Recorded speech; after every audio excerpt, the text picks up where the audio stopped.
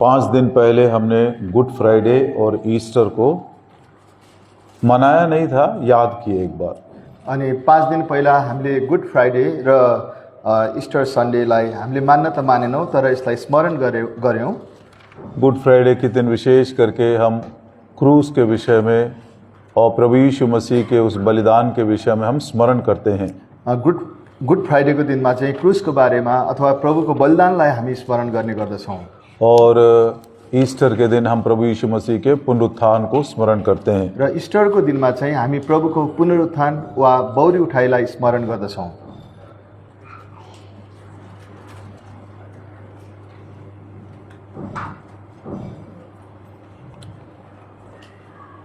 उसी संदर्भ में एक छोटा सा भाग आज हम मनन करते हैं। अनि त्यसै विषयलाई लिएर हामी एउटा सानो भागलाई मनन गर्नेछौँ। यूहन्ना सुसमाचार यूहन्नाको सुसमाचार 19 अध्याय 19 अध्याय उसका 25, 26 और 27। 25, 26 र 27 पदलाई पढ्नेछौँ। जॉन्स गॉस्पेल चैप्टर 19 यूहन्नाको सुसमाचार 19 अध्याय 25, 26, 27। 25, 26 र 27 पद। Now there stood by the cross of Jesus his mother and his mother's sister, Mary the wife of Clopas and Mary Magdalene। अनि येशूको 25 क्रुसको छेउमा उहाँकी आमा अनि उहाँकी आमाकी बहिनी क्लियोफसकी पत्नी मरियम र मरियम मग्दलिनी उभिरहेका थिए। When Jesus therefore saw his mother and the disciples standing by, whom he loved, he saith unto his mother, Woman, behold thy son। यसकारण जब येशूले आफ्नी आमा र ती चेलालाई जसलाई उहाँले प्रेम गर्नुहुन्थ्यो छेउमा उभिरहेका देख्नुभयो, तब उहाँले आफ्नी आमालाई भन्नुभयो, हे नारी, हेर्नुहोस् तपाईको छोरा। Then saith he to the disciple, Behold thy mother, and from that hour that disciple took her unto his own home। तब येशूले ती चेलालाई भन्नुभयो, हेर तिम्री आमा, अनि त्यस घडीदेखि नै ती चेलाले उनलाई आफ्नै घरमा लगे। इसको सिंपल पढ़ने से लगता है कि इसमें कोई इन्फॉर्मेशन नहीं है। अब यसलाई सरल प्रकारले पढ्दाखेरि हामीलाई लाग्छ यसमा कुनै त्यस्तो सन्देश छैन। ठीक है, प्रभु यीशु मसीह क्रूस के ऊपर चढ़ाए गए थे, बहुत सारे लोग आए हैं। अनि ठीक छ, प्रभु येशू क्रुसमा चढाइनु भयो अनि धेरैजना मानिसहरू आएका थिए और ये लोग भी उन्हीं में से एक थे। अनि यो व्यक्तिहरू पनि तिनैहरू मध्ये एक थिए। लेकिन 2-3 बात यदि हम ध्यान से देखें, तर एक दुईवटा कुरा जब हामी ध्यानपूर्वक हेर्दछौँ, बहुत सारे अनमोल बातों को, अनमोल सच्चाइयों को सीखने का एक बहुत सुंदर संदेश इन 3 वचनों में छिपा हुआ है। तर हामीले ध्यानपूर्वक पढ्नाले यो 3वटा वचनमा चाहिँ धेरै अनमोल शिक्षाका कुराहरू यहाँनिर लुकेको हामी पाउँदछौँ। 3 वचनों में जो संदेश है वो ऐसा है, सिंपल शब्दों में ऐसा कह सकते हैं। 3वटा पदमा जुन पनि सन्देश छ यसलाई हामी शब्दहरूमा भन्न सक्छौँ। प्रभु यीशु मसीह के क्रूस के पास 5 लोग थे। प्रभु येशूको क्रुसको अगाडि चाहिँ 5 जना व्यक्तिहरू थिए। मरियम मग्दलिनी, मरियम मग्दलिनी, यीशु की माता मरियम, यीशुको आमा मरियम, क्लोपा की पत्नी मरियम, क्लियोपासकी पत्नी मरियम, यूहन्ना याकूब की माता सलोमी, यूहन्ना याकूबको आमा सलोमी, और 5वां यूहन्ना। अनि 5औं व्यक्ति चाहिँ यूहन्ना थिए। इन 5 के नाम को यहाँ पर बताया गया है। अनि यी 5 जना व्यक्तिहरूको नामलाई चाहिँ यहाँ बताइएको छ। इसके पहले क्या हुआ? यसको यो भन्दा पहिला के भएको थियो? जब प्रभु यीशु मसीह कलवरी के क्रूस के ऊपर थे, जब प्रभु येशू क्रुसमा हुनुहुन्थ्यो, लूका सुसमाचार लुकाको सुसमाचार 23 अध्याय 48 48 वचन। 23 को 48 पद। Luke's gospel chapter 23 and verse 48। लुकाको सुसमाचार 23 अध्यायको 48 पद। And all the people that came together to that sight, beholding the things that were done, smote their breasts and returned। अनि त्यस दृश्य स्थलमा भेला भएका सबै मानिसहरूले ती घटेका घटनाहरू हेरेर आफ्ना छाती पिटे र फर्के। जितने लोग आए थे क्रूस के पास, सब लोग देखे, रोए थोड़ा और थोड़ा सा उन्होंने विलाप किया, सबके सब वापस चले गए। जतिजना मानिसहरू आए उनीहरूले क्रुसलाई हेरे, रोए, छाती पिटेर घर फर्केर गए। लेकिन ये लोग वापस नहीं गए। तर यी व्यक्तिहरू चाहिँ फेरि फर्केर गएनन्। अब इनसे एक से हम पूछना चाहते हैं, अब यी व्यक्तिहरूसँग एक एक गरेर हामी सोध्न चाहन्छौँ। 5 लोग हैं, 5 जना व्यक्तिहरू छन्। एक एक से हम पूछना चाहते हैं। एक एक गर्दा हामी उहाँहरूलाई सोध्ने छौँ। परिस्थिति इतना भयानक है, परिस्थिति यति भयानक छ, इतना वायलेंट है और इतना वो डरावना सा है। यति हिंस्रक छ, यति डरलाग्दो छ। और पिछले रात को डर के मारे सब चेले भाग कर चले गए, अनि अघिल्लो रात चाहिँ सबैजना डराएर भागी गए। सब लोग उसको छोड़ दिए। सबैले उहाँलाई छोडेर भागे। और अब क्रूस के उस दुख को, उसके बलिदान को देखकर सारे लोग छाती पीटते हुए वापस लौट गए। अनि त्यो क्रुसको त्यो पीडालाई देखेर सबैजनाले हेरे, छाती पिटेर फर्के। आप लोग वापस क्यों नहीं गए? अनि तपाईहरु चाहिँ किन फर्केर जानु भएन? मरियम मगदलिनी, आप क्यों वापस नहीं गए? मरियम मगदलिनी, तपाईँ किन फर्केर जानु भएन? यीशु की माता मरियम, आप क्यों नहीं गए? यीशुको आमा मरियम, तपाईँ किन फर्केर जानु भएन? ये क्रूस घातित मसीह के साथ आपका संबंध क्या है? यो क्रुस घातित येशूसँग तपाईको के सम्बन्ध छ? मसीह ने आपके लिए क्या किया? प्रभु येशू ख्रीष्टले तपाईको निम्ति के गर्नुभयो? एक सिंपल लेसन है ये। अनि यो एउटा सरल शिक्षा छ। इसको सुनने के बाद अनि यसलाई हामीले सुनेपछि हम भी अपने मन से ये प्रश्न करेंगे, क्रूस घातित मसीह के साथ मेरा क्या संबंध है? अनि हाम्रो मनलाई हामी प्रश्न गर्नेछौँ, क्रुस घातित मसीहासँग, ख्रीष्टसँग हाम्रो के सम्बन्ध छ? क्या मैंने भी अपने जीवन में निर्णय लिया है? के मैले पनि आफ्नो जीवनमा निर्णय लिएको छु? क्रूस घातित मसीह के अलावा ना मैं कोई बात को करना चाहता हूं, ना किसी से मैं कुछ सुनना चाहता हूं। क्रुस घातित मसीहा बाहेक न म अरू कुनै कुरा गर्न चाहन्छु, न त अरू कुनै कुरा सुन्न चाहन्छु। पौलुस ने ये निर्णय लिया। पावलले यो कुराको निर्णय गर्यो। पहला कुरिन्थी, पहिलो कोरिन्थी उसका दूसरा अध्याय यसको 2 अध्याय और दूसरा वचन, र 2 पद। पहला कुरिन्थी 2:2। पहिलो कोरिन्थी 2 अध्यायको 2 पद। I determined not to know anything among you save Jesus Christ and him crucified. किनकि मैले तिमीहरूको बीचमा येशू ख्रीष्ट र उहाँ क्रुसमा टाँगिनु भएको कुरा बाहेक अरू कुनै कुरा नजान्ने निर्णय गरेको छु। मैंने ठान लिया है, मैले निर्णय गरेको छु, मैं जब तुम्हारे बीच में आऊंगा, जब म तिमीहरूको बीचमा आउँछु, यदि मैं कुछ बोलूंगा तो क्रूस घातित मसीह का ही कुछ बोलूंगा, मैले के कुरा गरे भने त्यो क्रुस घातित प्रभुको बारेमा भन्ने छु। और यदि तुमसे कुछ सुनना चाहता हूं तो वो भी मैं क्रूस घातित मसीह के बारे में। अनि तपाईहरुबाट म के कुरा सुन्न चाहन्छु भने त्यो क्रुस घातित प्रभुको बारेमा सुन्न चाहन्छु। कितना बड़ा निर्णय है ये। कति ठुलो निर्णय हो यो। कारण क्या है? कारण के हो त? ये जो क्रूस का संदेश है हमारे लिए शक्ति है।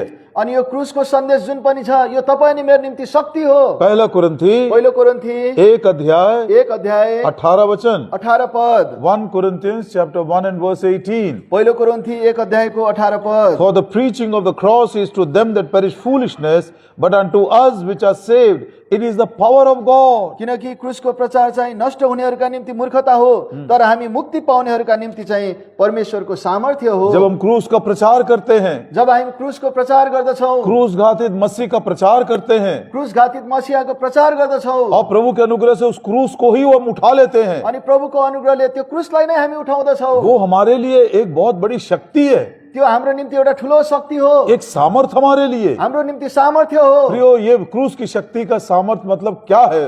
प्रियो, यो क्रुसको शक्तिको सामर्थ भनेको चाहिँ के हो त? संक्षिप्त में 2 बातें पढ़ लेते हैं, उसके बाद हम अपना संदेश सुनेंगे। छोटकरीमा हामी 2-4 वटा कुरा गर्नेछौँ अनि अब अरू सन्देश सुन्नेछौँ। पहला कुरिन्थी पहिलो कोरिन्थी 6 अध्याय 6 अध्याय और उसका 12 वचन। 6 अध्यायको 12 पद। ये अनमोल सच्चाइयां हैं, इसको हम याद रखेंगे बस। यो अनमोल सच्चाइ हो, यसलाई हामी याद मात्र राख्नेछौँ। हमारे मसीही जीवन को बड़ा मजबूती मिलेगा। हाम्रो मसीहा जीवनलाई एकदमै ठुलो बल प्राप्त गर्छौँ हामी। एक आत्मिक जीवन में शक्ति मिलेगी हमको। हाम्रो आत्मिक जीवनमा हामीले शक्ति प्राप्त गर्दछौँ। जयवंत जीवन बिताने के लिए एक बहुत ही सरल उपाय है ये। जयवंत जीवन व्यतीत गर्नलाई सरल उपाय हो यो। 12 वचन में कहता है, 12 पदमा लेखिएको छ, All things are lawful unto me, but all things are not expedient. All things are lawful for me, but I will not be brought under the power of any. सबै कुराहरू मेरा निम्ति उचित त छन्, तर सबै कुराहरू फाइदा दिने हुँदैनन्। सबै कुराहरू मेरा निम्ति उचित त छन्, तर म कुनैको बसमा पनि पर्ने छैन। मैं सब कुछ कर सकता हूँ, म सबै कुरा गर्न सक्छु, लेकिन सब बातों में लाभ नहीं है। तर सबै कुरामा फाइदा छैन। अब यहाँ पर क्रूस की शक्ति को हम सीखते हैं। यहाँनिर चाहिँ हामी क्रुसको शक्तिलाई सिक्दछौँ। क्रूस की शक्ति का मतलब है, क्रुसको शक्तिको मतलब हुँदछ जिन कामों को करने की शक्ति मेरे पास है मैं उसको नहीं करूंगा। जुन कुरा गर्नलाई मेरो मसँग शक्ति छ त्यो कुरालाई म गर्दिन। The power not to do the things I can do is called the power of the cross. जुन चाहिँ कुरा गर्नलाई ममा शक्ति छ तर म त्यो गर्दिन, त्यो नै क्रुसको शक्ति हो। कितनी बड़ी बात है ये। कति ठुलो कुरा हो यो। इसमें क्या गलती है? यसमा के गल्ती उसमें छ? क्या गलती है? त्यसमा के गल्ती यहां छ? भी जा सकता हूं मैं, यता पनि जान सक्छु म, लेकिन उसमें लाभ नहीं है। तर त्यसमा फाइदा छैन। जो पतरस खुद कहता है, पत्रुसले आफैले भनेका छन् कुछ ऐसे भी पाप हैं जो मृत्यु के योग्य नहीं है, अनि कतिवटा पापहरू छ जो मृत्युको योग्य छैन, लेकिन लाभ नहीं है उसमें। तर त्यसमा फाइदा छैन। इसीलिए मैं जो काम करने का शक्ति रखता हूं उसको ना करने की शक्ति ही क्रूस की शक्ति है। अनि मसँग त्यो काम गर्नलाई शक्ति हुँदाहुँदै पनि त्यो गर्दिन भने त्यो क्रुसको शक्ति हो। नहीं तो प्रियो, कितनी बातों में हम अपने आप को जस्टिफाई कर लेते हैं। अनि न त कतिवटा कुराहरूमा हामी आफैले आफूलाई धार्मिक तुल्याउँथ्यौं। एक और बात, अर्को एउटा कुरा, पहला कुरिन्थी पहिलो कोरिन्थी 10 अध्याय 10 अध्याय और उसका 23 वचन, यसको 23 पद। all things are lawful for me but all things are not expedient, all things are lawful for me but all things edify not. सबै कुराहरू मेरा निम्ति उचित त छन् तर सबै कुराहरू फाइदा दिने हुँदैनन्, सबै कुराहरू मेरा निम्ति उचित त छन् तर सबै कुराहरूले उन्नति गर्दैनन्। प्रो, जिस बातों में हमको आत्मिक उन्नति नहीं मिलती है वो पाप नहीं है, लेकिन फिर भी उसको हम नहीं करेंगे। जुन चाहिँ कुराले आत्मिक उन्नति गर्दैन, हुन सक्छ त्यो पाप त होइन तर त्यो कुरालाई हामी गर्दैनौं। जो ये इतना इंट्रोडक्शन काफी है। अनि यति परिचय नै काफी हुन्छ होला सीधा हामीलाई। हम यूहन्ना के 19 अध्याय में जाते हैं। अब हामी सिधै यूहन्नाको 19 अध्यायमा जाने छौं। जितने लोग आए थे जति जना आएका थिए वो सब के सब वापस लौट गए। सबैजना फर्केर गए। उनमें से ये 5 लोग क्रूस के चौकी के पास, मतलब they are standing at the foot of the cross. तर यी 5 जना चाहिँ क्रुसको त्यो फेदमा बसेका छन्। सो पहला प्रश्न हम मरियम मगदलिनी से पूछते हैं। पहिलो प्रश्न चाहिँ हामी मरियम मगदलिनीसँग सोध्ने छौं। मरियम, क्रूस घातित मसीह से आपका क्या संबंध है? मरियम, तपाईको क्रुस घातित प्रभुसँग के सम्बन्ध छ? दूसरे शब्दों में, अर्को भाषामा भन्नुपर्दा इस क्रूस ने आपको क्या आशीष लेकर आया? यो क्रुसले तपाईको जीवनमा के आशीष लिएर आएको छ? उसका उत्तर है, अनि उसको उत्तर हुन्छ, this cross is my salvation. यो क्रुस चाहिँ मेरो उद्धार हो। क्रूस घातित मसीह मेरा उद्धार है। क्रुस घातित प्रभु चाहिँ मेरो उद्धार हुनुहुन्छ। मरकुस सुसमाचार, मरकुसको सुसमाचार उसका 16 अध्याय, मरकुस 16 अध्याय, मार्क्स गॉस्पेल इन चैप्टर 16, मरकुस 16 अध्याय हम पढ़ते हैं वर्स 9। हामी 9 पदलाई पढ्ने छौं। When Jesus was risen early in the first day of the week, he appeared first to Mary Magdalene, out of whom he had cast 7 devils. 9 पद, अब हप्ताको पहिलो दिनमा एका बिहानै बौरेर उठ्नु भएपछि उहाँ पहिले मरियम मगदलिनी कहाँ देखा पर्नुभयो, जसबाट उहाँले 7 वटा दुष्ट आत्माहरू निकाल्नु भएको थियो। ये 7 दुष्ट आत्मा क्या है हमको प्रभु ने नहीं लिखा, हम भी उसको गेस नहीं करेंगे। अनि यो 7 वटा दुष्ट आत्मा के हो प्रभुले लेख्नु भएको छैन, हामी त्यसलाई अन्दाज पनि गर्ने छैनौं। जो वचन में नहीं लिखा है उसका बिल्कुल हम कल्पना नहीं करेंगे। जुन कुरा वचनमा लेखिएको छैन त्यो कुरालाई हामी कहिले पनि कल्पना गर्दैनौं। लेकिन वो 7 से मालूम पड़ता है तर त्यो 7 बाट हामीलाई थाहा हुँदछ कि ये सब प्रकार की बुराई में बिल्कुल फंसी हुई थी। हामी यो कुरालाई बुझ्दछौं उ चाहिँ सबै प्रकारको खराबीमा एकदमै डुबेकी थिइन्। मतलब साफ बिल्कुल पूरे बंधन में थी। अनि पूर्ण रूपमा उ चाहिँ बन्धनमा थियो। उसका जीवन उसके वश में नहीं था। उसको जीवन उसको बसमा थिएन। एक बात हम पढ़ते हैं, एउटा कुरालाई हामी पढ्ने छौं, पहिलो तिमोथी उसका दूसरा अध्याय, पहिलो तिमोथी 2 अध्याय, माफ करिएगा दूसरा तिमोथी दूसरा अध्याय, दोस्रो तिमोथी 2 अध्याय 26 वचन, अनि यसको 26 पद। Second Timothy chapter 2 and verse 26, दोस्रो तिमोथी 2 अध्यायको 26 पद, that they may recover themselves out of the snare of the devil who are taken captive by him at his will. अनि शैतानको पासोबाट छुट्नका निम्ति तिनीहरू होशमा आउलान् जो शैतानद्वारा त्यसको इच्छा पूरा गर्नका निम्ति कैदमा हालिएका छन्। दूसरे शब्दों में से कह सकते हैं, अर्को भाषामा हामी भन्न सक्छौं, 7 का मतलब है 7 को मतलब हुन्छ संपूर्ण रीति से बंधी हुई है। वो सम्पूर्ण प्रकारले उ बाँधिकी थिइन्। उसका जीवन उसके वश में नहीं है। उसको जीवन उसको अधीनतामा बसमा थिएन। कई बार हमने इसको अनुभव किया। अनि यो खालको अनुभव हामीले कतिचोटि गरेका छौं। उद्धार पाने के पहले भी हमारा यही जीवन था। उद्धार पाउनु भन्दा अगाडि पनि यही प्रकारको जीवन थियो, और यदि प्रभु के अनुग्रह को जीवन में काम करने की अनुमति हमने ठीक से नहीं दिया, यदि प्रभुको अनुग्रहलाई हाम्रो जीवनमा ठिक प्रकारले काम गर्न हामीले अनुमति दिएका छैनौँ भने उद्धार पाने के बाद भी यही हालत है। उद्धार पाएपछि नि हाम्रो हालत यही हुन्छ। हमारा जीवन हमारे वश में नहीं रहता है। हाम्रो जीवन हाम्रो बसमा अधीनमा हुँदैन। शैतान अपनी इच्छा के अनुसार कभी कभी हमको बांध लेता है। शैतानले कहिले कहिले उसको इच्छा अनुसार हामीलाई बाध्दछ। इसका क्या मतलब है? यसको अर्थ के हुन्छ? एक सुंदर उदाहरण ध्यान से सुनिएगा। एउटा सुन्दर उदाहरण म तपाईलाई दिँदछु, ध्यानसँग सुनिदिनुहोस्। मैं नहीं दे रहा हूं, प्रभु ने दिया। प्रभुले दिनुभएको थियो। एक बार परमेश्वर ने अपने दास को बुलाया। एकचोटि परमेश्वरले आफ्नो दासलाई बोलाउनु भयो। उस दास का नाम था एजिकियल, अनि त्यो दासको नाम चाहिँ इजिकियल थियो। और उसको एकदम तराई में लेकर गया, अब तराईमा सम्म जग्गामा लिएर जानुभयो परमेश्वरले। एक वैली में लेकर गया। एउटा उपत्यकामा लिएर जानुभयो। प्रभु का दास वो देखकर बिल्कुल हैरान हो गया। अनि प्रभुको दास चाहिँ त्यो कुरालाई देखेर एकदमै हैरान भयो। पूरा तराई हड्डियों से बिखरा हुआ था। अनि त्यो उपत्यका चाहिँ एकदम हड्डीहरूले भरिएको थियो। तब परमेश्वर ने प्रश्न पूछा, अब परमेश्वरले प्रश्न गर्नुभयो, हे मनुष्य के संतान, हे मानिसको सन्तान, क्या ये हड्डियों में जान आ सकता है? के यो हड्डीहरूमा सास आउन सक्छ? अब एजिकियल भी डर गया होगा। अब इजिकियल पनि डरायो होला। मुझको क्या मालूम प्रभु जी, आप ही बोल सकते हैं। मलाई के थाहा प्रभु, तपाईँ नै बोल्नुहोस्। तब प्रभु ने कहा, तब प्रभुले भन्नुभयो, तू नबूवत करना शुरू कर दे, वचन देना शुरू कर दे। अब तिमीले वचन दिन सुरु गर। क्या बात है, सूखी हड्डियों को वचन दे रहा है। अब त्यो सुकेको हड्डीहरूलाई वचन दिँदैछ। परमेश्वर की शक्ति देखिए। परमेश्वरको शक्तिलाई हेर्नुहोस् यहाँ। इसीलिए मगदलिनी मरियम कहती है, यसै कारण मग्दलिनी मरियमले भन्छन्, ये क्रूस घातित मसीह मेरा उद्धार है। यो क्रुस घातित मसीहा चाहिँ मेरो उद्धार हुनुहुन्छ। एजिकियल वचन देना शुरू किया। इजिकियलले वचन दिन सुरु गर्यो। बड़ी आवाज हो रही है, एकदमै ठुलो आवाज आउँदैछ। सब हड्डियां यहाँ वहां हिल रही है। अब हड्डीहरू यताउता हल्लिँदैछ। सब हड्डियां अपने आप को ढूंढ रही है। अब एउटाले अर्को हड्डीलाई एकदमै खोजिरहेको छ। ये सर की हड्डी जो है, अब यो टाउको जुन पनि हड्डी छ, ये गर्दन की हड्डी ढूंढ रही है। अब यो घाँटीको हड्डीलाई खोजिरहेको ये छ। गर्दन की हड्डी मिल गया इससे। अब यो गर्दनको हड्डीसँग मिल्यो टाउको। अब कंधों की हड्डी जो उसको ढूंढ रही है। अब काँधको हड्डीलाई खोज्दैछ। अब घर जाके एजिकियल 37 जरूर पढ़ना। तपाईहरु घर गएर 37 अध्याय इजिकियललाई पढ्नुहोस्। अब सब हड्डियां एक दूसरे को ढूंढ रही है। अब सबै हड्डीले एकअर्कालाई खोजिरहेको छ। अब ध्यान से सुनिएगा। अब ध्यानसँग सुन्नुहोस्। ये मनुष्य यदि अपने आप तराई में गया हुआ होता,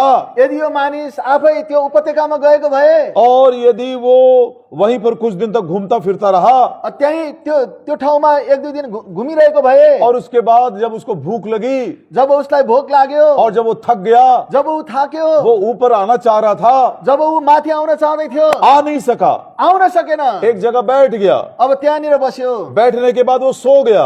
अनि त्यो त्यहाँनिर बसेपछि ऊ त्यहाँ सुत्यो। सोते सोते मर गया।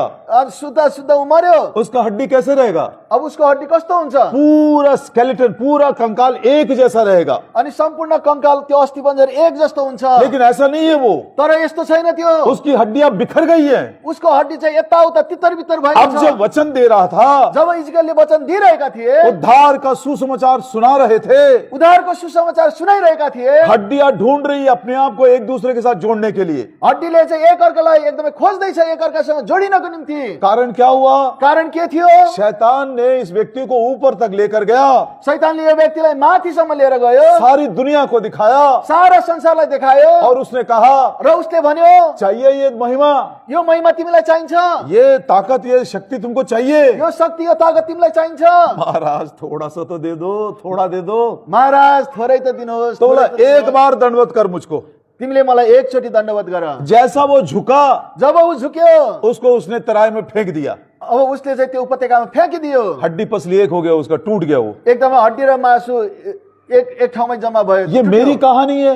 यो मेरो कहानी हो। नहीं, ये मेरा कहानी है क्या? के यो मेरो कहानी हो? मेरा नहीं है ये। यो मेरो कहानी वो होइन। इतना भयानक दुष्ट है कि उसने मेरे प्रभु के साथ ऐसा किया। अनि ऊ यस्तो दुष्ट छ कि मेरो प्रभुसँग उसले एकदमै खोज्दै छ जोरी। हमारे प्रभु को भी वो एक ऊंचे पहाड़ पर लेकर गया। हाम्रो प्रभुलाई पनि उसले एकदमै माथि पहाडमा लिएर गयो। सारी दुनिया की महिमा को दिखाया। संसारको सारा दुनियाको महिमालाई देखायो। सारी दुनिया के पावर को दिखाया। सारा दुनियाको शक्तिलाई देखायो। वो बोलता है, अनि उसले भन्छ, ये सब मेरे हाथ में है, यो सबै मेरो हातमा छ, मैं सब कुछ दूंगा तुझको। म तिमीलाई सबै कुरा दिन्छु। एक बार तू दंडवत कर। एकचोटि तिमीले मलाई दण्डवत प्रभु गर्नु। यीशु मसीह यदि वहां झुका होता, यदि प्रभु येशू त्यहाँ झुकेको भए, उसको भी वैसा ही वो लात मारकर नीचे तराई में गिरा देता। लात मारेर उसलाई उहाँलाई पनि त्यो तराईमा गिराइदिनु। हम सबके साथ ऐसे किया।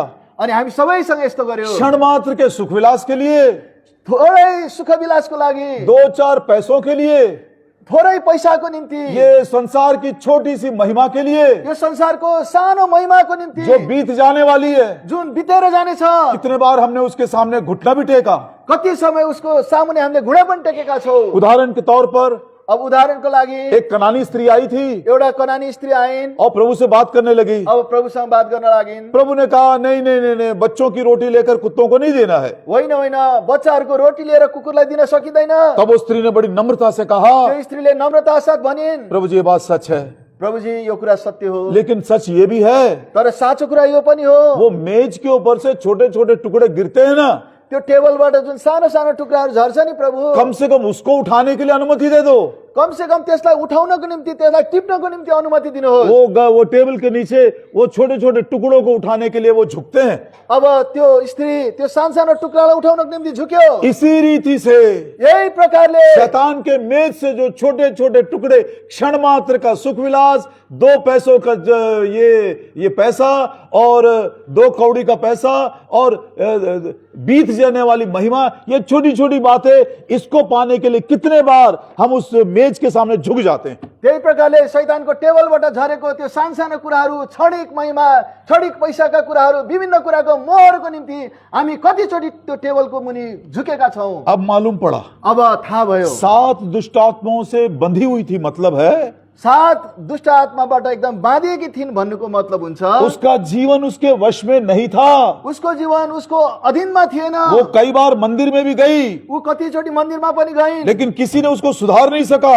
कसैले पनि उसलाई सुधार गर्न सकिन। महायाजक कुछ नहीं कर सका। महायाजकले केही गर्न सकेन। शायद कभी कभी वो कुछ अर्पण भी लेकर गई होगी, हुन सक्छ उसले कतिवटा भेटीहरू पनि लिएर गएकी थिइन् होला। कोई कुछ नहीं कर सका। कसैले पनि केही गर्न सकेन। एक दिन प्रभु यीशु मसीह से मुलाकात की, एक दिन प्रभु येशूसँग भेट भयो उसको। उसने संपूर्ण छुटकारा दे दिया। अनि उहाँले सम्पूर्ण छुटकारा दिनुभयो। कलवरी के क्रूस के ऊपर कलवरीको क्रुसको माथि सारे अंधकार की शक्तियों का सम्पूर्ण अंधकारको शक्तिलाई खुल्लम खुल्ला तमाशा बना दिया। खुल्लम खुल्ला उहाँले तमासा बनाइदिनु भयो। शैतान के सिर को उसने कुचल दिया। शैतानको शिरलाई उहाँले कुल्चिदिनु भयो। प्रभु यीशु मसीह ने मृत्यु को भी जीत लिया। प्रभु येशूले मृत्युलाई पनि जित्नु भयो। और यही सुसमाचार आज हम सुनाते हैं। अनि यही सुसमाचार आज हामी सुनाउँछौं। यही क्रूस का समाचार है। यही क्रुसको समाचार हो। प्रभु यीशु मसीह कलवरी के क्रूस के ऊपर सारे जगत के पापों का प्रायश्चित किया। प्रभु येशूले त्यो क्रुसमा सम्पूर्ण पापको संसारको पापको निम्ति प्रायश्चित गर्नुभयो। प्रभु यीशु मसीह ने अपने लहू को बहा दिया। प्रभु येशूले आफ्नो रगतलाई बगाउनु भयो। और जो कोई विश्वास करे, अनि जस कसैले विश्वास गर्दछ, प्रभु यीशु मसीह का लहू प्रभु येशूको रगत उसको धोकर शुद्ध कर देता है। त्यो रगतले उसलाई धोएर शुद्ध पार्दछ। एक छोटा सा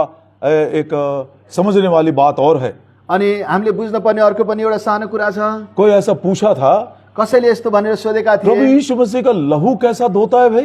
प्रभु येशूको रगतले कसरी धुँदछ भाइ? आपने कभी सोचा इसको? के तपाईले यसलाई कहिले सोच्नु भएको छ? खून कभी धो सकता है क्या? क्या शक्ति है उसमें? मीनिंग क्या है उसमें? खुनले कसरी धुन सक्छ? त्यसको अर्थ चाहिँ के हो? इसीलिए हम क्रूस घातित मसीह को इतना ज्यादा सोचते रहते हैं। यस कारणले गर्दा क्रुस घातित मसीहलाई हामी यति धेरै सोच्दछौँ। अब इस बात को मैंने पहले बताया या नहीं बताया मुझे तो याद नहीं आ रहा, लेकिन ध्यान से सुनिएगा। मैले यो कुरा पहिला बताए कि बताएन त्यो कुरा ध्यानमा आएको छैन, तर तपाईहरुले ध्यान दिएर सुनिदिनुहोस्। मनोज पांडे, मनोज पाण्डे वो हाई कास्ट से आता है। उहाँ चाहिँ उच्च वर्गबाट आउनु भएको हो और डॉक्टर है वो। अनि उहाँ डाक्टर हुनुहुन्छ। ऑल इंडिया मेडिकल एग्जामिनेशन में वो रैंक नंबर 2 था। अनि सबै भारतको सबै त्यो मेडिकल डॉक्टर्स- एक्जाम डॉक्टर्सहरुको मेडिकल एक्जाममा चाहिँ दोस्रो नम्बरमा आउनु भएको थियो। और बॉम्बे के रेलवे के मेन हॉस्पिटल में उसको भेजा गया। अनि बम्बईको रेलवेको एकदम मुख्य अस्पतालमा उहाँलाई पठाइयो। मैं पर्सनली उसको जानता भी हूँ। अनि उहाँलाई चाहिँ व्यक्तिगत तौरले म जान्दछु पनि चिन्दछु पनि। उसकी गवाही ऐसी है, अनि उहाँको गवाही चाहिँ यस्तो छ। सीखने वाली बात है ये। अनि यहाँबाट हामी धेरै कुरा सिक्न सक्छौं। उसके बाद एक और बात को मैं बोलना चाहूंगा। अनि तत्पश्चात म अर्को कुरा पनि बताउन चाहन्छु। एक बार उसको एक फुंसी आया। फुंसी मतलब बॉइल, सानो एउटा घाउ आयो, पिलो जस्तो। बड़ा दर्द कर रहा था, एकदमै दुख पीडा भयो। तो वो सोचने लगा, अनि उसले सोच्न थाल्यो, मैं तो ब्राह्मण हूँ, म त ब्राह्मण हुँ, मैं नॉनवेज नहीं खाता हूँ, म चाहिँ एकदमै मासुहरू खादिन, और मैं दारू भी नहीं पीता हूँ, रक्सी पनि पिउँदिन, सिगरेट भी नहीं पीता हूँ, अनि चुरोट पनि मैं तो पिउँदिन, पक्का एकदम वेजिटेरियन हूँ। म त एकदमै शाकाहारी हुँ। ये फुंसी कैसे आया? अब यो पिलो चाहिँ कसरी आयो? तब उसको ध्यान देते समय मालूम पड़ा, अनि एकदमै त्यसलाई सोच्दै गर्दाखेरि उसलाई थाहा भयो। अरे खून में जब खराबी होती है तब ऐसा फुंसी निकलता है। अनि जब एकदमै रगतमा खराबी हुन्छ यस प्रकारको पिलो निस्किन्छ। अब और परेशान हो गया, अनि अझै पनि उ त एकदमै उसलाई गाह्रो भयो। ये खून तो अंदर रहता है यो रगत त भित्र हुन्छ और वो भी छोटे छोटे पाइप्स में से जाता है जिसको आर्टरीज और वेन्स हम बोलते हैं। अनि त्यो सानसानो नलीबाट बग्छ त्यसलाई आर्टरीज भेन्स भनेर भन्छौँ, नसाहरू इसको भन्छौँ। संसार का हवा भी नहीं लगता है, अब संसारको हावा पनि यो भित्र मैं छिर्दैन कुछ ऐसा खाता भी नहीं हूँ। अनि म यस्तो केही कुरा पनि खाँदिन। ऐसा खून जो छिपा हुआ है उसमें इन्फेक्शन पहुंचा कैसे? अनि यो रगत जो एकदम लुकेर बसेको छ यसमा चाहिँ संक्रमण कसरी भयो? वो पढ़ा लिखा आदमी है, बड़ा समझदार है, नॉलेजेबल, इसलिए वो हैरान हो गया। अनि एकदमै पढे लेखेको मान्छे एकदमै यस कारणले गर्दा ऊ हैरान भयो। वो लाइब्रेरी चला गया, लाइब्रेरी में गया, एकदमै लाइब्रेरीमा गयो, पुस्तकालयमा हाँ, गयो। हाँ, किताबों को खोलकर पढ़ने लगा। अब किताबहरू खोलेर पढ्न थाल्यो। ये खून बनता कैसे है? अब यो रगत कसरी बन्छ? और उसको पढ़ते पढ़ते 3 थियरीज मालूम पड़े। अनि पढ्दा पढ्दा तीनवटा सिद्धान्तहरू उसलाई थाहा जब उसको भयो। समझ में नहीं आया, अब जब उसले त्यो कुरा बुझेनन् कॉलेज के डीन के पास गया। कलेजको डिन कहाँ गयो? दोनों मिलकर बातचीत करते समय दुवैजना मिलेर बातचित गर्ने समयमा उनको निष्कर्ष ये निकला कि साइंस भी फुल प्रूफ नहीं, मतलब साइंस भी बिल्कुल फाइनल आंसर नहीं दे सकता है। अनि त्यसपछि उनीहरू यो निष्कर्षमा पुगे विज्ञानले पनि सम्पूर्ण उत्तर दिन सक्दैन। तो साइंस के ऊपर उसका दिमाग थोड़ा सा कम हो गया। अब विज्ञान ऊपर उसको दिमाग चाहिँ अलिक कम भयो। बाहर गया, अब बाहिर गयो सब प्रकार के देवी देवताओं के छोटी छोटी मूर्तियां खरीद कर लाया, अनि सबै प्रकारको देवी देवताको सानसानो मूर्तिहरू किनेर ल्यायो शेल्फ के ऊपर सजा दिया उसने अनि आफ्नो दराजमा सजायो और रोज उनकी पूजा करने लगा। अनि दिनदिनै त्यसको पूजा गर्न थाल्यो। उसके मन के अंदर विचार था, अब उसको मनमा एउटा विचार आयो, किसी न किसी दिन कोई न कोई मूर्ति मुंह खोलकर मुझको ये जवाब देगा खून बनता कैसे है और छिपे हुए खून में इन्फेक्शन बनता कैसे जाता है। अनि एक दिन न एक दिन यो मूर्तिले मलाई बताउने छ, बोलेर बताउने छ रगत कसरी बन्छ र यो लुकेको रगतमा चाहिँ कसरी संक्रमण हुन्छ। 6 महीने बीत गए, 6 महिना बित्यो, किसी ने मुंह खोलकर बात नहीं किया। कसैले पनि मुख खोलेर बात गरेन। धर्म में भी उसका विश्वास घट गया, धर्ममा पनि उसको विश्वास घटेर गयो, नास्तिक बन गया। वो ऊ नास्तिक बन्यो, सारे मूर्तियों को निकालकर फेंक दिया। सम्पूर्ण मूर्तिहरूलाई निकालेर फ्यालिदियो। एक दिन वो रास्ते के ऊपर चलता हुआ जा रहा था अनि बाटोमा ऊ हिँड्दै थियो और उसने एक चर्च बिल्डिंग के ऊपर बाहर से इस वचन को पढ़ा, अनि चर्चको एउटा भवनमा यो वचनलाई उसले पढ्यो, प्रभु यीशु मसीह का लहू सब पापों को धोकर शुद्ध करता है। प्रभु येशूको रगतले सबै पापबाट हामीलाई शुद्ध पार्दछ। खड़े होकर पढ़ने लगा, अब एकदम उभिएर उसले पढ्न थाल्यो, प्रभु यीशु मसीह का लहू, the blood of Jesus Christ cleanses us from all sin. प्रभु येशूको रगतले हामीलाई सब पापबाट शुद्ध पार्दछ। वो अंदर चला गया ऊ भित्र पस्यो और प्रभु के सेवक से बोला, ये कोटेशन कहां से मिला आपको? अनि प्रभुको दाससँग भन्यो, तपाईले यो जुन पनि कोटेसन लेखेको पद कहाँबाट पाउनु भयो? उन्होंने कहा ये इसमें बाइबल में लिखा है। अनि उसले भन्यो यो त बाइबलमा लेखिएको तो छ। बोला बाइबल दे मुझको एक। अनि मलाई एउटा बाइबल देऊ भन्यो। बाइबल खरीद कर लेकर गया। अनि बाइबल किनेर लिएर गयो। पहले दिन उत्पत्ति का पहला अध्याय पढ़ रहा था। पहिलो दिन उत्पत्तिको पहिलो अध्याय पढिरहेका थिए। क्या लिखा है? के लेखिएको छ? पहला दिन प्रभु ने ये काम किया। पहिलो दिन प्रभुले यो काम गर्नुभयो। उसने कहा अच्छा है। अनि उहाँले भन्नुभयो यो राम्रो भयो। दूसरा दिन ये किया, दोस्रो दिनमा यो गर्नुभयो, तीसरा दिन ये किया, तेस्रो दिनमा यो गर्नुभयो। एकदम हैरान हो गया। एकदमै छक्क पर्दैछ। क्या बढ़िया किताब है ये, कति अद्भुत किताब छ। जैसे हम अपने बच्चों को ए और उसके बाद बी और उसके बाद सी सिखाते हैं, जसरी हाम्रो बच्चाहरूलाई हामी ए त्यसपछि बी त्यसपछि सी सिकाउँछौं। ये बाइबल में देखे इनका परमेश्वर ने पहला दिन, उसके बाद दूसरा दिन, उसके बाद तीसरा, कितना बढ़िया लिखा है। परमेश्वरले पनि पहिलो दिन, दोस्रो दिन, तेस्रो दिन कति असल प्रकारले लेखेका छन्। पूरा बाइबल पढ़ता गया। अनि सम्पूर्ण बाइबल पढ्दै गयो। यूहन्ना सुसमाचार के पास आया, यूहन्नाको सुसमाचारमा आइपुग्यो, जहां प्रभु यीशु मसीह ने एक चुनौती चैलेंज किया। जहाँ प्रभु येशूले एउटा चुनौती दिनु भएको छ। तुम में से कौन मेरे अंदर पाप को साबित करेगा? तिमीहरू मध्ये कसले म भित्रको पापलाई साबित गर्न सक्छौ, प्रमाणित गर्न सक्छौ? मतलब प्रभु यीशु मसीह पवित्र है।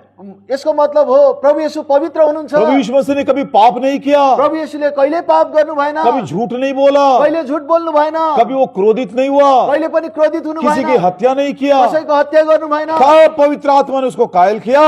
अनि पवित्र आत्माले उसलाई कायल गर्यो। प्रभु यीशु मसीह का लहू इसलिए पवित्र है प्रभु येशूको रगत यसकारण पवित्र छ क्योंकि उसने पाप नहीं किया। किनकि उहाँले पाप गर्नु भएन। जो पाप करता है वही अशुद्ध हो जाता है। जसले पाप गर्दछ उनै अशुद्ध हुँदछ। कितना बड़ा प्रकाश है ये। कति ठुलो प्रकाश हो यो। प्रभु यीशु मसीह का लहू इतना शुद्ध है, इतना पवित्र है, क्योंकि वो निष्पाप, निर्दोष और निष्कलंक है। प्रभु येशूको रगत यति शुद्ध र पवित्र छ किनभने उहाँ निष्पाप हुनुहुन्छ, निष्कलङ्क हुनुहुन्छ।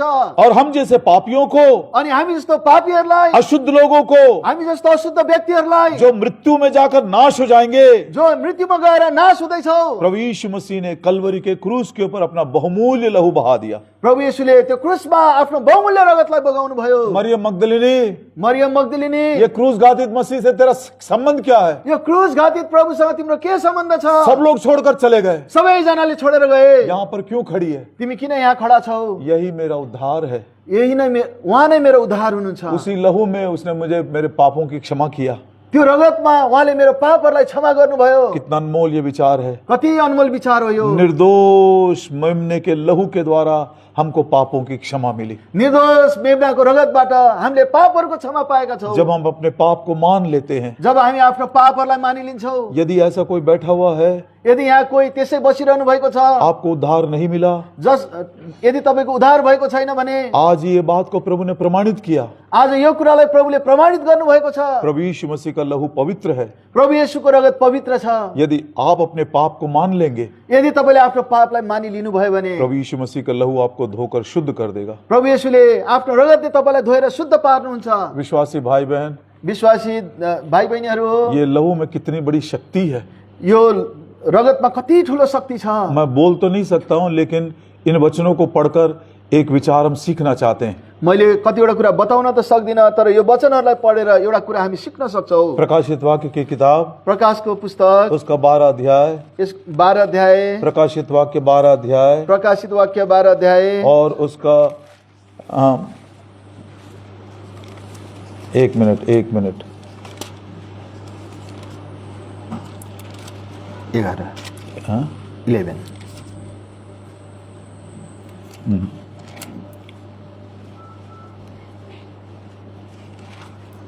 सॉरी 7 अध्याय, माफ गर्नुहोस्, 7 अध्याय और उसका 13 वचन। 7 अध्यायको 13 पद, 13 14 दोनों पढ़ते हैं। 13 14 दुईटैलाई पढ्नेछौँ। One of the elders answered, saying unto me, What are these which are arrayed in white robes, and whence came they? अनि ती प्राचीनहरूमध्ये एकजनाले मलाई यसो भन्दै जवाब दिए, यी सेता वस्त्र पहिरेकाहरू को हुन् अनि यिनीहरू कहाँबाट आए? श्वेत वस्त्र पहने हैं। एकदमै सेतो वस्त्र पहिरेका छन्। देखने वाला प्राचीन भाई हैरान हो गया। अनि प्राचीनहरू एकदम हैरान हुँदैछन्, ये कौन है? यिनीहरू को हुन्? ये कहाँ से आए हैं? यिनीहरू कहाँबाट आएका हुन्? श्वेत वस्त्र कैसे मिला इनको? सेता वस्त्र कसरी पाए यिनीहरूले? 14 वचन। 14 पद, And I said unto him, Sir, thou knowest. And he said to him, These are they which came out of great tribulation, and have washed their robes and made them white in the blood of the Lamb. अनि मैले उनलाई भने, हजुर तपाईँ नै जान्नुहुन्छ।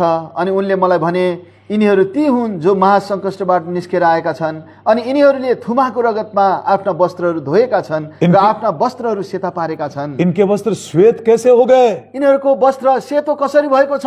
इन्होंने मेमने के लहू में अपने वस्त्रों को धो लिया है। यिनीहरूले मेमनाको रगतमा आफ्नो वस्त्रहरूलाई धोएका छन्। प्रकाशित वाक्य का 3 अध्याय, प्रकाशित वाक्य 3 अध्याय, और उसका 4 वचन। यसको 4 पद, Thou hast a few names even in Sardis, which have not defiled their garments. They shall walk with me in white, for they are worthy.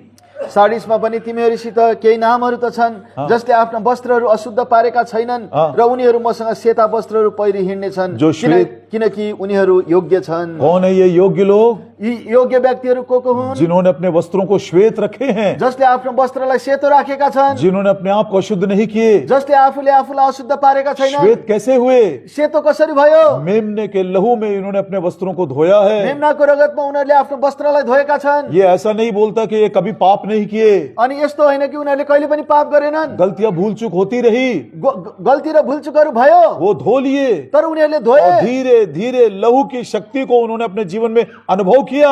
अनि बिस्तारै बिस्तारै गर्दै उनीहरूले त्यो रगतको शक्तिलाई आफ्नो जीवनमा अनुभव गरे। एक और बात ध्यान देने की योग्य है। अनि अर्को कुरा पनि हामीले ध्यान दिनको निम्ति योग्य छ। जब हम कलवरी के क्रूस को देखते हैं, जब हामी कलवरी क्रूसलाई देख्दछौँ, एक तो कलवरी के क्रूस का लहू है, एउटा त कल्वरीको क्रुसको रगत हो और दूसरा कलवरी के क्रूस का मृत्यु है। अनि अर्को चाहिँ कल्वरीको क्रुसको मृत्यु हो। जब हम कलवरी के क्रूस के पास खड़े हो जाएं, जब हामी कल्वरीको क्रुसमा को मुनि खडा हुँदछौँ, सबसे पहले हमको वो लहू दिखाई देता है। सबभन्दा पहिला हामी त्यो रगतलाई देख्दछौँ। ये लोग जो पीछे चले गए थे, यी व्यक्तिहरू जो एकदमै फर्केर गए, उन्होंने लहू को देखा, उनीहरूले रगतलाई देखे, वो दुख को देखे, त्यो दुःखलाई देखे, सह नहीं सके उनीहरूले सहन सकेन, और इसलिए वो वापस चले गए। उनीहरू फर्केर गए यसैले। लेकिन ये जो लोग खड़े थे वहां पर, तर यी व्यक्तिहरू जो त्यहाँनिर खडा भएका छन्, इन्होंने प्रभु यीशु मसीह की मृत्यु को भी देखा। उनीहरूले प्रभु येशूको मृत्युलाई पनि देखे। We have to stand at the cross till we see and experience the death of the cross. आज तपाईँ अनि म क्रुसको अगाडि खडा हुनुपर्छ।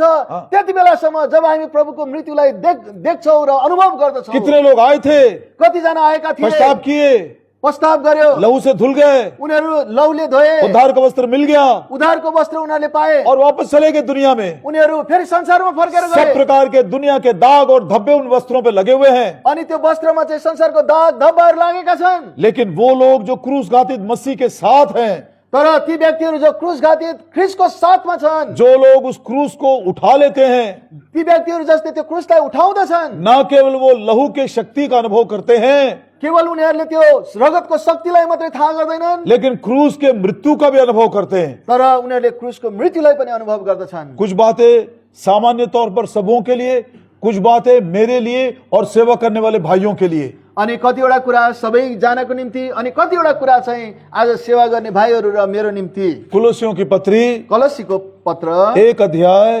कलसी 1 अध्याय और उसका 20 वचन, कलसी 1 अध्यायको 20 वचन। 1 अध्यायको 20 पद। And having made peace through the blood of his cross, साथै उहाँको क्रुसको रगतद्वारा मेलमिलाप गरेर, क्रूस के लहू के द्वारा। क्रुसको रगतको द्वारा। फिलिपियों की पत्री फिलिपीको पत्र 2 अध्याय 2 अध्याय 8 वचन।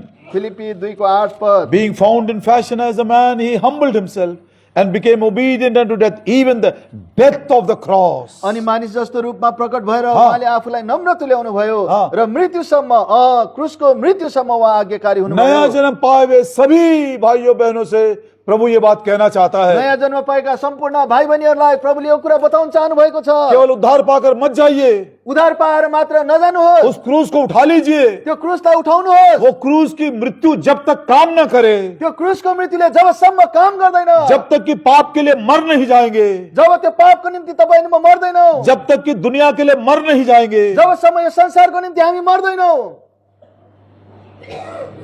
not only to be cleansed by the cross, but also we must experience the death of the cross for our sin, for the world, for all our lusts and for all the affections of this world. क्रुसबाट क्रुसको रगतले तपाईँ म धोइने मात्र हैन, त्यो क्रुसको मृत्युलाई तपाईँ मैले अनुभव गर्नुपर्छ। यो संसारको मोह र माया अभिलाषा सबै कुराको निम्ति मरेको हुनुपर्छ। Backsliders में और जो प्रभु में स्थिर हैं, दोनों के बीच का यही फर्क है। अनि जो जति प्रभुबाट पछि हटेका छन् र जो जति आज प्रभुमा छन्, उनीहरूको बीचमा यही कुरा फरक छ। उद्धार पाए थे, उनीहरूले उद्धार पाएका थिए, लहू के द्वारा क्षमा मिला, रगतद्वारा उनीहरूले छुटकारा पाएका थिए, लेकिन चले गए। तर उनीहरू फर्केर वो गए। क्रूस के पास खड़े नहीं थे, उनीहरू क्रुसको अगाडि खडा भएर बसेनन्, मसीह के मृत्यु का अनुभव नहीं किए ख्रीष्टको त्यो मृत्युलाई अनुभव गरेनन्, और उसके क्रूस को उन्होंने उठाया नहीं। अनि त्यो क्रुसलाई उनीहरूले उठाएनन्। इसलिए प्रभु कहता है, यसकारण प्रभुले भन्नुहुन्छ, जो कोई क्रूस को नहीं उठाएगा, जस कसैले क्रुसलाई उठाउँदैन, वो मेरे योग्य नहीं है। उनीहरू मेरो योग्य हुन सक्दैन। लेकिन कुछ लोग योग्य हैं, तर कतिजना योग्य छन्, क्योंकि उनके वस्त्र श्वेत हैं। किनकि उनीहरूको वस्त्र सेतो छ। ये योग्य कैसे हुए? अनि उनीहरू कसरी योग्य भए? आइए, यही हमारे लिए प्रोत्साहन का कारण है। अनि आउनुहोस्, यही कुरा नै हाम्रो निम्ति एउटा प्रोत्साहनको कारण हो, उत्साहको कारण हो। दानियल की किताब दानियलको पुस्तक और उसका 7 अध्याय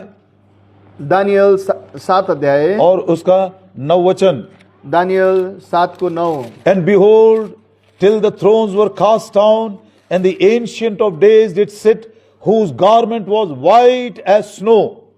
सिंहासनहरू बसालिउन्जेल हाँ। मैले हेरिरहेको थिएँ हाँ। अनि एकजना अति प्राचीन बस्नुभयो हाँ। जसको वस्त्र हिउँ जस्तै सेतो बस थियो। अति प्राचीन को मैंने सिंहासन पर देखा। अति प्राचीनलाई मैले सिंहासनमाथि देखेँ। कौन है ये?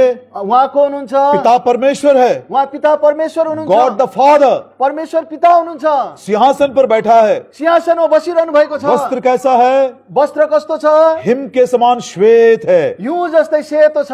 आइए पुत्र परमेश्वर को देखते हैं। अब हामी पुत्र परमेश्वरलाई देख्छौँ। मत्ती सुसमाचार मत्तीको सुसमाचार 17 अध्याय। 17 अध्याय। मत्ती सुसमाचार का 17 अध्याय। मत्ती सुसमाचारको 17 अध्याय। रूपांतर के पहाड़ के ऊपर का दृश्य ये। रूपान्तरको पहाडमा भएको यो दृश्य हो। दूसरा वचन, 2 पद। and was transfigured before them, and his face did shine as the sun, his raiment was white as the light. र उनीहरूको सामु उहाँको रूप परिवर्तन भयो हाँ। अनि उहाँको चेहरा सूर्य जस्तै चम्क्यो हाँ। र उहाँका वस्त्रहरू ज्योति जस्तै सेता थिए भए। पुत्र परमेश्वर का वस्त्र कैसा है? पुत्र परमेश्वरको वस्त्र कस्तो छ? ज्योति के समान श्वेत है। ज्योति जस्तै सेतो छ। पिता परमेश्वर का वस्त्र कैसे है? पिता परमेश्वरको वस्त्र कस्तो छ? हिम के समान श्वेत है। हिउँ जस्तै सेतो छ। ये लोग कौन हैं? यिनीहरू को हुन्? ये कहां से आए हैं? यिनीहरू कहाँबाट आएका ये हुन्? वे लोग हैं जिन्होंने मेमने के लहू में अपने वस्त्रों को श्वेत किए हैं। यी ती व्यक्तिहरू हुन् जसले मेमनाको रगतमा आफ्नो वस्त्रहरूलाई सेता पारेका छन्। ये वो लोग हैं जो क्रूस उठाते थे। यी व्यक्तिहरू ती हुन् जसले क्रुसलाई उठाउँदथे। क्रूस घातित मसीह के अलावा ना कुछ बोलते थे ना कुछ सुनते थे। क्रुस घातित मसिया बाहेक न अरू कुरा उनीहरूले सुन्दथे न केही कुरा उनीहरूले बोल्दथे। गॉड द फादर, पिता परमेश्वर, गॉड द सन पुत्र परमेश्वर एंड द चर्च, अनि मण्डली व्हाइट एज स्नो, एकदमै हिउँ जस्तो सेतो, व्हाइट लाइक द लाइट। ज्योति जस्तो सेतो। चर्च भी एकदम व्हाइट में दिखाई दे रही, अनि मण्डली पनि एकदमै सेतो देखिएको छ। Comparable to the glory of the father and the son. That is the power of the blood of Jesus Christ. अनि त्यो महिमा चाहिँ पिता र पुत्रसँग एकदमै तुलना गर्न सकिन्छ। त्यो चाहिँ प्रभु येशूको रगतको सामर्थ्य हो। प्रभु दया करे प्रियो। प्रभुले दया गरेका हुन् प्रिय हो। मैं तो शब्दों में बोल दिया। मैले त शब्दमा भनिदिए। कितना पवित्र आत्मा परमेश्वर आपके मन को समझाया मुझे नहीं मालूम।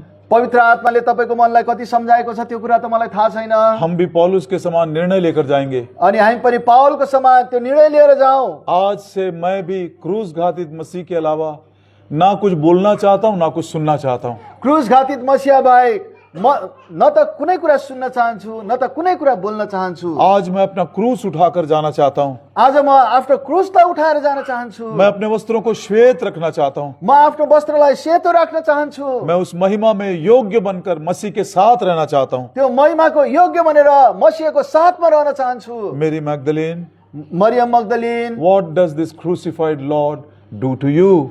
क्रुसमा टाँगिनु भएको प्रभुले तपाईको निम्ति के गर्नुभयो? What is the meaning of the cross for you? अनि त्यो क्रुसको मतलब तिम्रो निम्ति के हुन्छ? That is my salvation.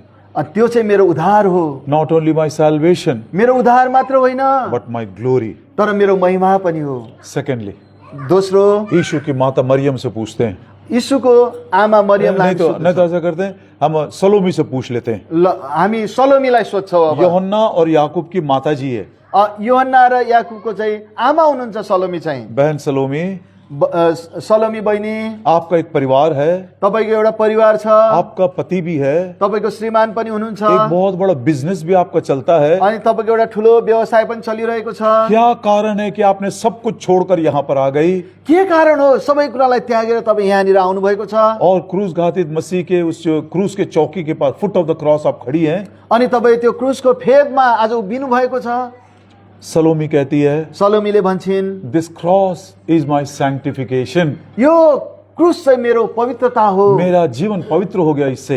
अनि यो द्वारा चाहिँ मेरो जीवन पवित्र भयो। मत्ती सुसमाचार मत्तीको सुसमाचार 20 अध्याय। 20 अध्याय। एक बार वो प्रभु यीशु मसीह के पास आई थी। एकचोटि ऊ प्रभुको चरणमा आएकी थिइन्। 20 अध्याय के 21 वचन में, 20 अध्यायको 21 पदमा, and he said unto her what will thou, and 20 वचन में लिखा, 20 और 21 पढ़ दीजिए प्लीज। 20 अध्यायको 21 पद, अनि 20 का 20 और 21। 20 अध्यायको 20 र 21। हाँ। तब जब्दीका छोराहरू कि आमा आफ्ना छोराहरूको साथमा दण्डवत गर्दै र उहाँलाई केही कुराको माग गर्दै उहाँका आइन्। अनि उहाँले तिनलाई भन्नुभयो, तिमी के चाहन्छौ?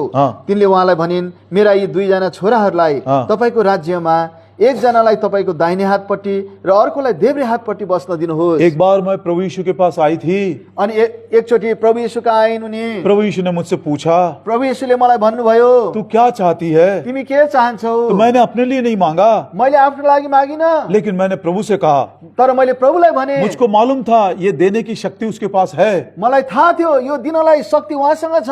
तेरी महिमा में तपाईको महिमामा एक मेरा बेटा तेरे दाहिनी ओर और दूसरा बेटा बाईं ओर होना चाहिए। मेरो एउटा छोरा चाहिँ मेरो दाहिनेपट्टि र अर्को छोरा चाहिँ मेरो देब्रेपट्टि हुनुपर्छ। प्रभु यीशु उनसे नाराज नहीं हुआ, त प्रभु येशू निराश हुनु भएन, वो डांटा भी नहीं उसको। अनि प्रभुले गाली पनि गर्नु भएन। मैं ये दूंगा, म यो दिन्छु। तुझको ऐसी महिमा चाहिए तेरे बच्चों के लिए, तिमीलाई यस्तो खालको महिमा चाहियो आफ्नो बच्चाहरूको लागि, जरूर मिलेगा। जरुर मिल्छ। लेकिन उसका शर्त क्या देखिए, अब शर्त चाहिँ के छ हेर्नुहोस्, 22 वचन में 22 पद पढिए। तर यीशुले जवाब दिएर भन्नुभयो, तिमीहरू के माग्दछौ सो जान्दैनौ, जुन कचौरा म पिउने छु के तिमीहरू त्यो कचौरा पिउन बस सक्छौ? इतना, जो कटोरा मैं पीऊंगा क्या उसमें से वो पी सकते हैं? जुन कचौरा म पिउने छु के त्यो कचौराबाट उनीहरूले पिउन सक्ने छ? कितना अहम ये विचार हमारे लिए। कति एकदमै महान विचार छ यहाँ। हम जैसे सेवकों के लिए तो विशेष करके, हामी जस्तो सेवकहरूको निम्ति त विशेष छ यो। बच्चों की खातिर माता पिता के लिए अनि बच्चाहरूको खातिर चाहिँ आमा बाबुहरूले हम कितना ज्यादा अपने बच्चों की महिमा के लिए प्रयास करते हैं, बलिदान करते हैं। हामी आफ्ना छोराछोरीहरूको महिमाको निम्ति कति बलिदान गर्छौँ, कति प्रयास गर्छौँ। प्रभु नाराज नहीं हो रहा है, प्रभु निराश हुनु भएको छैन। जरूर मिलेगा। एकदमै मिल्छ। कब मिलेगा? कति बेला मिल्छ? जिस कटोरे में से मैंने पिया है क्या तुम उसमें से पी सकते हो? जुन चाहिँ कचौराबाट म पिउँदैछु के तिमी त्यो कचौराबाट पिउन सक्छौ? ये कटोरा कहां से मिला प्रभु यीशु को? यो कचौरा कहाँबाट मिल्यो प्रभुलाई? गतसमनी के बाग में पतरस से कहता है, गेतसमनीको बगैँचामा पत्रुसलाई भन्नुहुन्छ उहाँले, ये कटोरा मेरे पिता ने मुझको दिया है। यो कचौरा मेरो पिताले मलाई दिनुभएको छ। प्रिय भाइयों बहनों, प्रिय भाइ बहिनीहरू, पौलुस भी इस बात को कहता है, पावलले पनि यो कुरालाई बताउँदछ, उसके साथ यदि हम दुख उठाएंगे, यदि हामी उहाँको साथमा दुख उठाउँछौँ भने उसके साथ हम महिमा भी पाएंगे। उहाँको साथमा हामीले महिमा पनि प्राप्त गर्नेछौँ। मसीह के साथ यदि हम दुख उठाएंगे, मसीहको साथमा यदि हामी दुख उठाउँछौँ भने मसीह के साथ हम राज्य भी करेंगे। मसीहको साथमा हामी राज्य पनि गर्नेछौँ। यदि तुम जयवंत हो जाओगे, यदि तिमी जयवन्त हुन चाहन्छौ भने तो मेरे साथ तुम भी सिंहासन पर बैठोगे। तिमीहरू मेरो साथमा सिंहासनमा बस्नेछौ। प्रियो, ये बहुत जरूरी है। प्रिय हो, यो एकदमै जरुरी कुरा हो। एक पुत्र के समान पिता ने जो कटोरा दिया है उसमें से जरूर पीना चाहिए। अनि पुत्रलाई जुन पनि पिताले कचौरा दिनुभएको छ त्यसलाई जरुर हामीले पिउन पर्छ। हम सोचते होंगे, हामी सोच्दछौँ होला, अरे भैया ये कोई नया नियम का एक सिद्धांत है जो प्रभु यीशु मसीह ने कहा। अनि यो कुनै प्रभु येशूले भन्नुभएको एउटा नयाँ नियमको सिद्धान्त होला? नहीं, आत्मा आरंभ से यही है। अनि होइन, सुरुदेखि नै आत्माले यही कुरा भन्नुभएको छ। उत्पत्ति की किताब में ये सच्चाई है। अनि उत्पत्तिको पुस्तकमा यो सच्चाई उल्लेख गरिएको छ। उत्पत्ति की किताब, उत्पत्तिको पुस्तक बहुत सालों के बाद यूसुफ के भाई लोग यूसुफ के घर में आए हैं, मिस्र में आए हैं। धेरै वर्षपछि युसुफका भाइहरू युसुफको घरमा मिस्रमा आएका छन् और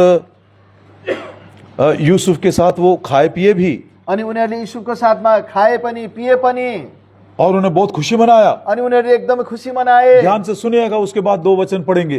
ध्यानसँग सुन्नुहोस्, तत्पश्चात हामी 2 वचनहरूलाई पढ्नेछौँ। जब वो यूसुफ के मेज के पास बैठकर, जब उनीहरू युसुफको खाना खाने टेबलमा बसे, जब संगति किए, जब उनीहरूले संगति गरे, और जब वो बहुत खुश थे, अनि जब उनीहरू एकदमै खुसी थिए, यूसुफ बाहर निकलकर एक सेवक के पास आया अनि युसुफ चाहिँ बाहिर आएर एउटा सेवक आफ्नो नोकर कहाँ आयो और उसको कुछ कान में बोला।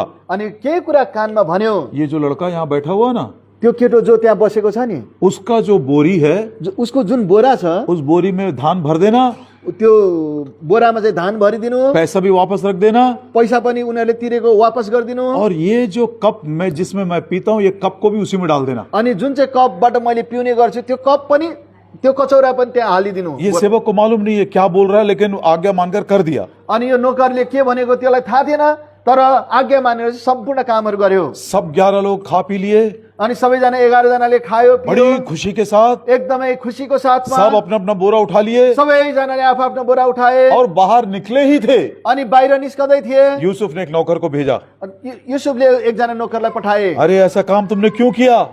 अरे तिमीहरूले यस्तो काम के गर्यो? बोले महाराज हमने क्या किया? अनि उसले भन्छ महाराज हामीले के गर्यो? हमारे स्वामी के कटोरे को तुमने चुरा लिया। हाम्रो मालिकको चाहिँ कचौरा तिमीहरूले चोरेका छौ। वो सब वापस आए, उनीहरू सबैजना फर्केर आए, सबके बोरियों को खोल दिया। सबैको बोरा खोलियो बिन्यामीन की बोरी में कटोरा मिला। अनि बिन्यामिनको बोरामा चाहिँ कचौरा भेटियो। वो सब पछताव कर रहे हैं, अनि उनीहरू सबैले प्रस्ताव गरेका प्रभु ने छन्। हमारे पाप को मत ढूंढ लिया। प्रभुले हाम्रो पापलाई एकदमै खोज्नु भयो। अपने आप को निर्दोष कैसा बोलेंगे अभी? अब हामी आफैलाई निर्दोष कसरी भनौँ? उस समय यहूदा कहता है, अनि यहूदाले भन्दछन् 44 अध्याय, 44 अध्याय, उत्पत्ति का 44 अध्याय उत्पत्ति 44 अध्याय और उसका 16 वचन, यसको 16 पद, उत्पत्ति का 44 और उसका 16, जेनेसिस 44 and verse 16. उत्पत्ति 44 अध्यायको 16 पद। And Judah said, what shall we say unto my Lord? What shall we speak? How shall we clear ourselves? God hath found out the iniquity of thy servants. Behold, we are my Lord's servants, both we and he also with whom the cup is found. अनि यहूदाले भने, मेरा प्रभुलाई हामी के भनौँ, हामी के बोलौँ, अथवा हामी आफूलाई कसरी निर्दोष ठहर्याउँ? परमेश्वरले तपाईका दासहरूको अधरमा भेटाउनु भएको छ। हेर्नुहोस्, हामी मेरा प्रभुका दासहरू हौ, हामी नै र त्यो पनि जससँग त्यो कचौरा भेटाइयो। हम सब आपके दास हैं। हामी सबैजना तपाईका दास हौँ। जिसके हाथ में कटोरा मिला है, जसको हातमा कचौरा पाइएको छ, वो भी आपका दास है, ऊ पनि तपाईको दास हो। और हम सब भी आपके दास हैं। हामी सबै पनि तपाईका दास हौ। उस समय यूसुफ ने बोला, अनि त्यस समय युसुफले भन्यो 17 वचन, 17 पद, and Joseph said, God forbid that I should do so, but the man in whose hand the cup is found, he shall be my servant. All of you go in peace. तब उनले भने, मबाट यस्तो काम कदापि नहोस्। हाँ। जुन मान्छेको हातमा त्यो कचौरा भेटाइयो, हाँ। त्यो नै मेरो दास हुनेछ। प्रियो, तर बडा तिनीहरू चाहिँ शान्तिसित माथि आफ्ना अनमोल बाबुका विचार है ये। प्रिय हो, एकदम अनमोल विचार यहाँनिर छ। हमने संसार की महिमा को त्याग दिया, हामीले संसारको महिमालाई त्याग्यौं। हमने शैतान के सामने कभी झुका नहीं, हामी शैतानको सामु कहिले पनि झुकेनौं। लेकिन प्रभु ने प्रॉमिस किया है, तर प्रभुले प्रतिज्ञा गर्नु भएको छ। उसने प्रार्थना भी किया, उसले प्रार्थना पनि गर्यो, हे मेरे पिता, हे मेरो पिता, मेरी ये विनती है, मेरो यो बिन्ती छ, मेरे चेले मेरे साथ महिमा में रहें, मेरो चेला मसँग महिमामा रहनु पर्छ, मेरे महिमा के सहभागी होना चाहिए। मेरो महिमाको सहभागी हुनुपर्छ। ऊ इन्होंने सारी दुनिया को त्याग दिया, उनीहरूले सम्पूर्ण संसारलाई त्यागे, सुख विलास को त्याग दिया, विलासलाई त्यागे, धन दौलत को उन्होंने त्याग दिया, धन दौलतलाई उनीहरूले त्यागे। इन्होंने बड़ा बलिदान किया है, उनीहरूले ठुलो बलिदान गरेका छन्। मेमने के लहू में इन्होंने अपने वस्त्रों को धो लिया है। मेमनाको रगतमा आफ्नो वस्त्रलाई उनीहरूले धोएका छन्। मेरी ये विनती है, मेरो यो बिन्ती छ, जब तू मेरी महिमा करेगा जब तपाईले मेरो महिमा और गर्नुहुन्छ, मेरी महिमा को जब तू सारे सृष्टि के सामने प्रकट करेगा, जब तपाईले त्यो महिमालाई सारा संसार सृष्टिलाई प्रकट गर्नुहुन्छ, मेरे सारे चेलों को भी सन्स ऑफ ग्लोरी, महिमा के पुत्र के समान, उनको भी तू प्रकट करना। तपाईले महिमाको पुत्रको रूपमा उनीहरूलाई पनि प्रकट गर्नुहोस्। ये वो है जो मेरी सेवा करेंगे। यिनीहरू ती हुन् जसले मेरो सेवा गर्नेछन्। कौन करेगा? कसले गर्नेछ? जिसके हाथ में ये कटोरा है। जसको हातमा त्यो कचौरा छ। अब यूसुफ को देखिए, अब युसुफलाई हेर्नुहोस्, बिन्यामीन के बोरे में उस कटोरे को डालने से पहले बिन्यामीनको बोरामा त्यो कचौरालाई हाल्नु भन्दा पहिला 43 अध्याय 43 अध्याय 29 वचन में 29 पद, क्या किया उसने? उसले के गर्यो? Chapter 43 and verse 29. 43 अध्याय 29 पद, And he lifted up his eyes and saw his brother Benjamin, his mother's son, and said, Is this your younger brother of whom he spake unto me? And he said, God be gracious unto thee, my son. अनि उनले आफ्ना आँखाहरू उठाएर आफ्नो भाइ आफ्नो आमाको छोरा बिन्यामिनलाई देखे र भने, यही नै तिमीहरूको कान्छा भाइ हो जसको विषयमा तिमीहरूले मलाई भनेका थियो। अनि उनले भने, हे मेरा छोरा, परमेश्वर तिमीप्रति अनुग्रही हुन्। अब जॉन भाई बताएगा, असल में बिन्यामिन कौन है? यूसुफ का ब्रदर है। क्या बोलता है वो? छोरा। हे मेरे बेटे, before he gave the cup he adopted him as his son. त्यो कचौरा बिन्यामिनको बोरामा हाल्नु भन्दा अगाडि हाँ। आज बिन्यामिनलाई चाहिँ आफ्नो छोराको रूपमा उसले अपनाएको छ। अपने बेटे को कटोरा दिया। अनि आफ्नो छोरालाई त्यो कचौरा दिए। तुमको महिमा चाहिए? के तिमीलाई महिमा चाहिएको छ? मैं दूंगा। म दिन्छु। प्रभु यीशु मसीह नाराज नहीं हुआ, प्रभु येशू निराश हुनु भएन। लेकिन जिस कटोरे में से मैंने पिया, क्या तुम भी वो कटोरे में से पी सकते हो? तर जुन चाहिँ कचौरा म पिउँदैछु, के त्यो कचौराबाट तिमी पिउन सक्छौ? पिता का वो कटोरा जो प्रभु यीशु मसीह ने कलवरी के क्रूस के ऊपर पी लिया। पिताको त्यो कचौरा जुन प्रभु येशूले त्यो क्रुसमाथि एकदमै पिउनु भयो। हे प्रभु यीशु, हे प्रभु येशू, आपके दुखों में मैं भी सहभागी होना चाहता हूँ। तपाईको दुःखमा म पनि सहभागी हुन चाहन्छु। प्रभु जी, मैं उस कटोरे में पीने के लिए समर्पित करता हूँ। अनि प्रभु, तपाईको त्यो कचौरा पिउनको निम्ति म सहमत गर्छु। ऐसे पुत्र की बेटों के समान सेवा करने वालों को लेने के लिए प्रभु यीशु मसीह आ रहे हैं। अनि यो पुत्रको समानमा सेवा गर्ने छोराहरूलाई लिनको निम्ति चाहिँ प्रभु येशू आउँदै हुनुहुन्छ। मलाकी की किताब मलाकीको पुस्तक 3 अध्याय मलाकी 3 अध्याय और उसका 17 वचन। मलाकी 3 अध्यायको 17 पद। Malachi chapter 3 and verse 17. 3 अध्यायको 17 पद। They Malachi shall be mine, saith the Lord of hosts, in that day when I make up my jewels, and I will spare them as a man spareth his own son that serveth him. अनि जुन दिनमा म उनीहरूलाई आफ्नो निज धन तुल्याउने छु त्यस दिनमा उनीहरू मेरा हुनेछन्। सेनाहरूको परमप्रभु भन्नुहुन्छ, अनि जसरी मानिसले आफ्नो सेवा गर्ने आफ्नो छोरालाई टिठाउँछ त्यसरी नै म उनीहरूलाई टिठाउने छु। प्रभु यीशु मसीह कह रहे हैं, प्रभु येशूले भनिरहनु भएको छ, मैं अपने अनमोल मोतियों को इकट्ठा करने आ रहा हूँ। म मेरो अनमोल मोतीहरूलाई एकत्र गर्न आइरहेको छु। कौन है ये अनमोल मोती? को हुन् त ती अनमोल मोतीहरू? जो पुत्र के समान पिता की सेवा कर रहे हैं, जसले पुत्र जस्तै गरेर पिताको सेवा गरिरहेका छन्, जो पिता के कटोरे में से पीने के लिए समर्पित हुए हैं, जो पिताको कचौराबाट पिउनको निम्ति एकदमै समर्पित भएका छन्, मसीह के दुखों में जो सहभागी होते हैं, मसीहको दुःखमा जो सहभागी भएका छन्। ये हमारी बुलाहट है, यो हाम्रो बुलावट हो, यही हमारी महिमा है। यही हाम्रो महिमा हो। जो दुख उठाएगा जसले दुःख उठाउनेछ वो राज्य भी करेगा, उसले राज्य पनि गर्नेछ। जो दुख उठाएगा जसले दुःख उठाउनेछ उसके साथ महिमा में सहभागी होगा। अनि परमेश्वरको साथमा महिमामा सहभागी हुनेछन्। सलोमी कह रही थी, सलोमीले भनिरहेकी थिइन्, मैं कितनी मूर्ख थी, म कति मूर्ख थिएँ। मैं सोच रही थी कि मेरे बेटों को जरूर दे देगा। अनि मैले सोचिरहेको थिएँ मेरो छोराहरूलाई जरुर यो कुरा दिनेछ। जो सचमुच में he is the Prince of glory, अनि उहाँ चाहिँ साँच्चै नै शान्तिको एकदमै महिमाको राजकुमार हुनुहुन्छ। वो खुद क्रूस के ऊपर गया है। उहाँ क्रुसमाथि जानुभयो। आज मेरा जीवन पवित्र हो गया है। आज मेरो जीवन पवित्र भएको छ। बिना दुखों में सहभागी हुए हम महिमा की आशा भी नहीं लगा सकते हैं, उस महिमा के विषय में सोच भी नहीं सकते हैं। अनि दुःखमा नगइकन त्यो महिमालाई हामीले प्राप्त गर्न पनि सक्दैनौँ, त्यसको बारेमा सोच्न पनि सक्दैनौँ। This cross is my sanctification. यो क्रुस चाहिँ मेरो पवित्रता हो। मरियम से पूछते हैं, जो यीशु की माता थी। अब हामी मरियमलाई सोध्छौँ जो प्रभु येशूको आमा हुनुहुन्छ। मरियम माता, मरियम आमा, आप क्यों खड़ी है ये क्रूस के पास? यो क्रुसको अगाडि तपाईँ किन उभिरहनु भएको छ, खडा हुनुहुन्छ? इस क्रूस घातित मसीह से आपका क्या संबंध है? यो क्रुस घातित प्रभुसँग मसीहासँग तपाईको के सम्बन्ध छ? ये क्रूस का अर्थ आपके लिए क्या है? यो क्रुसको अर्थ तपाईको निम्ति चाहिँ के हो? बड़ा अनमोल है प्रियो, एकदमै अनमोल छ प्रिय हो। प्रभु यीशु मसीह को कहा गया he is a man of sorrows.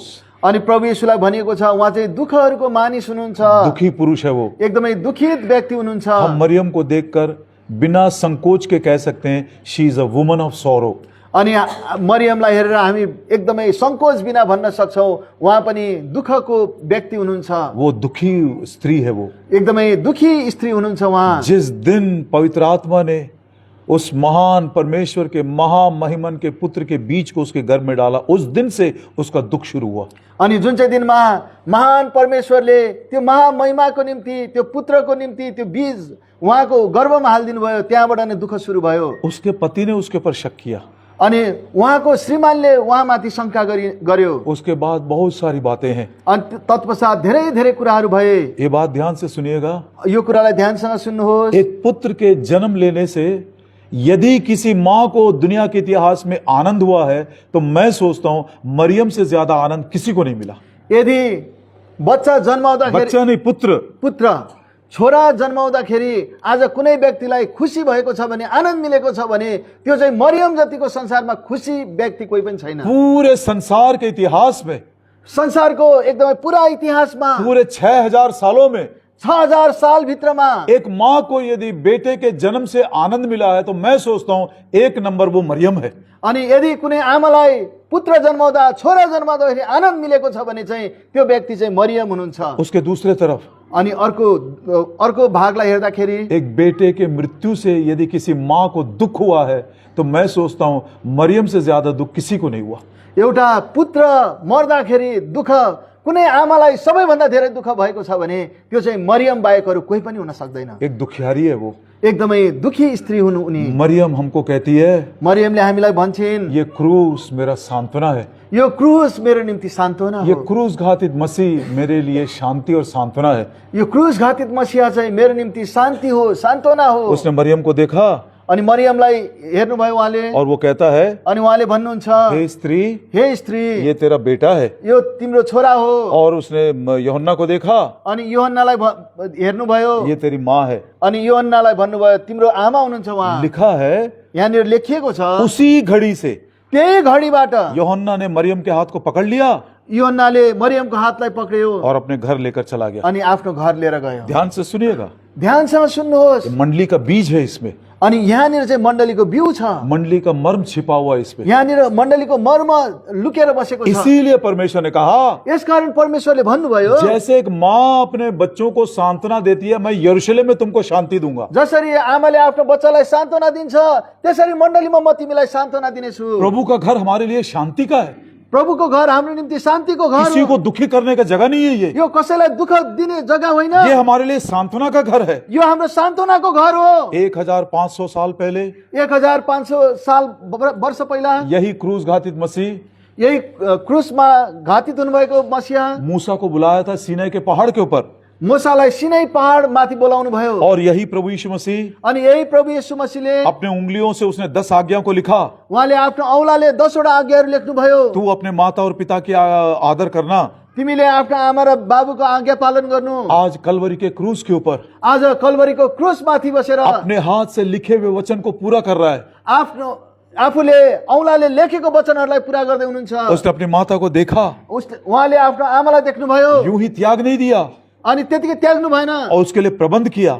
उहाँको निम्ति प्रबन्ध गर्नुभयो। उसने कहा, अनि उहाँले भन्नुभयो, ये तेरा बेटा है। तपाईको छोरा हो यो। दूसरे शब्दों में, अर्को भाषामा भन्नुपर्दा, मरियम, मरियम, अभी तक तू सोच रही थी आजसम्म तिमीले सोचिरहेका थियौ, मैं तेरा बेटा हूँ, म तिम्रो छोरा हुँ, शरीर के अनुसार मैं तेरा बेटा हूँ, शरीरको अनुसार म तिम्रो छोरा हुँ। तूने मुझको जन्म दिया, तपाईले मलाई जन्म दिनुभयो, तूने मुझको दूध पिलाया, तपाईले मलाई दूध पिलाउनु भयो, 30 साल तक तूने मेरा परवरिश की, अनि तपाईले 30 वर्षसम्म मलाई हुर्काइ बढाइ गर्नुभयो, इसलिए प्रबन्ध सोचती है कि गर्नुभयो। तू मेरी माँ है। अनि तपाईले सोचिरहनु भएको छ तपाई चाहिँ मेरो आमा हुनुहुन्छ। आज कलवरी के क्रूस की शक्ति के द्वारा शरीर का जो वो संबंध था, प्रभु यीशु मसीह ने उसको तोड़ दिया। अनि आज त्यो कलवरी क्रुसको शक्तिद्वारा शरीरको जुन पनि सम्बन्ध थियो त्यो कुरालाई तोडिदिनु भयो। मैं तेरा बेटा नहीं हूँ, म तपाईको बेटा होइन, शरीर छोरा के होइन। संबंध को तोड़ दिया। शरीरको सम्बन्धलाई उहाँले तोडिदिनु भयो। और उसने यूहन्ना को दिखाकर बोला, अनि यूहन्नालाई देखाएर भन्नुभयो, ये तेरा बेटा है, चाहिँ वो तपाईँ- तेरी माँ है। ऊ तपाईको छोरा हो। यूहन्ना की माँ मरियम नहीं है,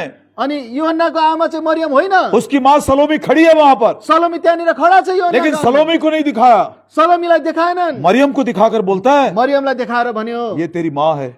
अब तिम्रो आमा हो। ध्यान से सुनिएगा, ध्यानसँग सुन्नुहोस्। जो शरीर का संबंध था उसने क्रूस की शक्ति के द्वारा तोड़ दिया, त्यो शरीरको जुन पनि सम्बन्ध थियो क्रुसको शक्तिद्वारा त्यो कुरालाई उहाँले तोडिदिनु भयो। और पहले जो संबंध नहीं था वो आत्मा का एक नया संबंध उसने जोड़ दिया। अनि पहिलाको जुन सम्बन्ध थिएन त्यो आत्माद्वारा त्यो सम्बन्धलाई उहाँले जोडिदिनु भयो। जिस समय उसने उस शरीर के संबंध को तोड़ दिया, जुन चाहिँ समय उहाँले त्यो शरीरको सम्बन्धलाई तोडिदिनु भयो, व्यवस्था पूरी हो गई, व्यवस्था पूरा भएर गयो, पुराना नियम खत्म हो गया, पुरानो नियम खत्म भयो, the law has been fulfilled. अनि व्यवस्था पूरा भयो। और उसके बाद अनि तत्पश्चात एक नया आत्मा का संबंध जोड़ दिया, अनि अब एउटा आत्माको नयाँ सम्बन्ध जोडिदिनु भयो। नया नियम शुरू हो गया। अब नयाँ नियम सुरु भयो। कलवरी के क्रूस के ऊपर, कलवरीको क्रुसमा उस क्रूस की आत्मा के द्वारा त्यो क्रुसको आत्माको द्वारा पुराना नियम खत्म हो गया, पुरानो नियम खत्म भयो, नया नियम शुरू हो गया। नयाँ नियम सुरु भयो। यही मेरे नई वाचा का लहू का उत्तम गुण है ये। अनि यही मेरो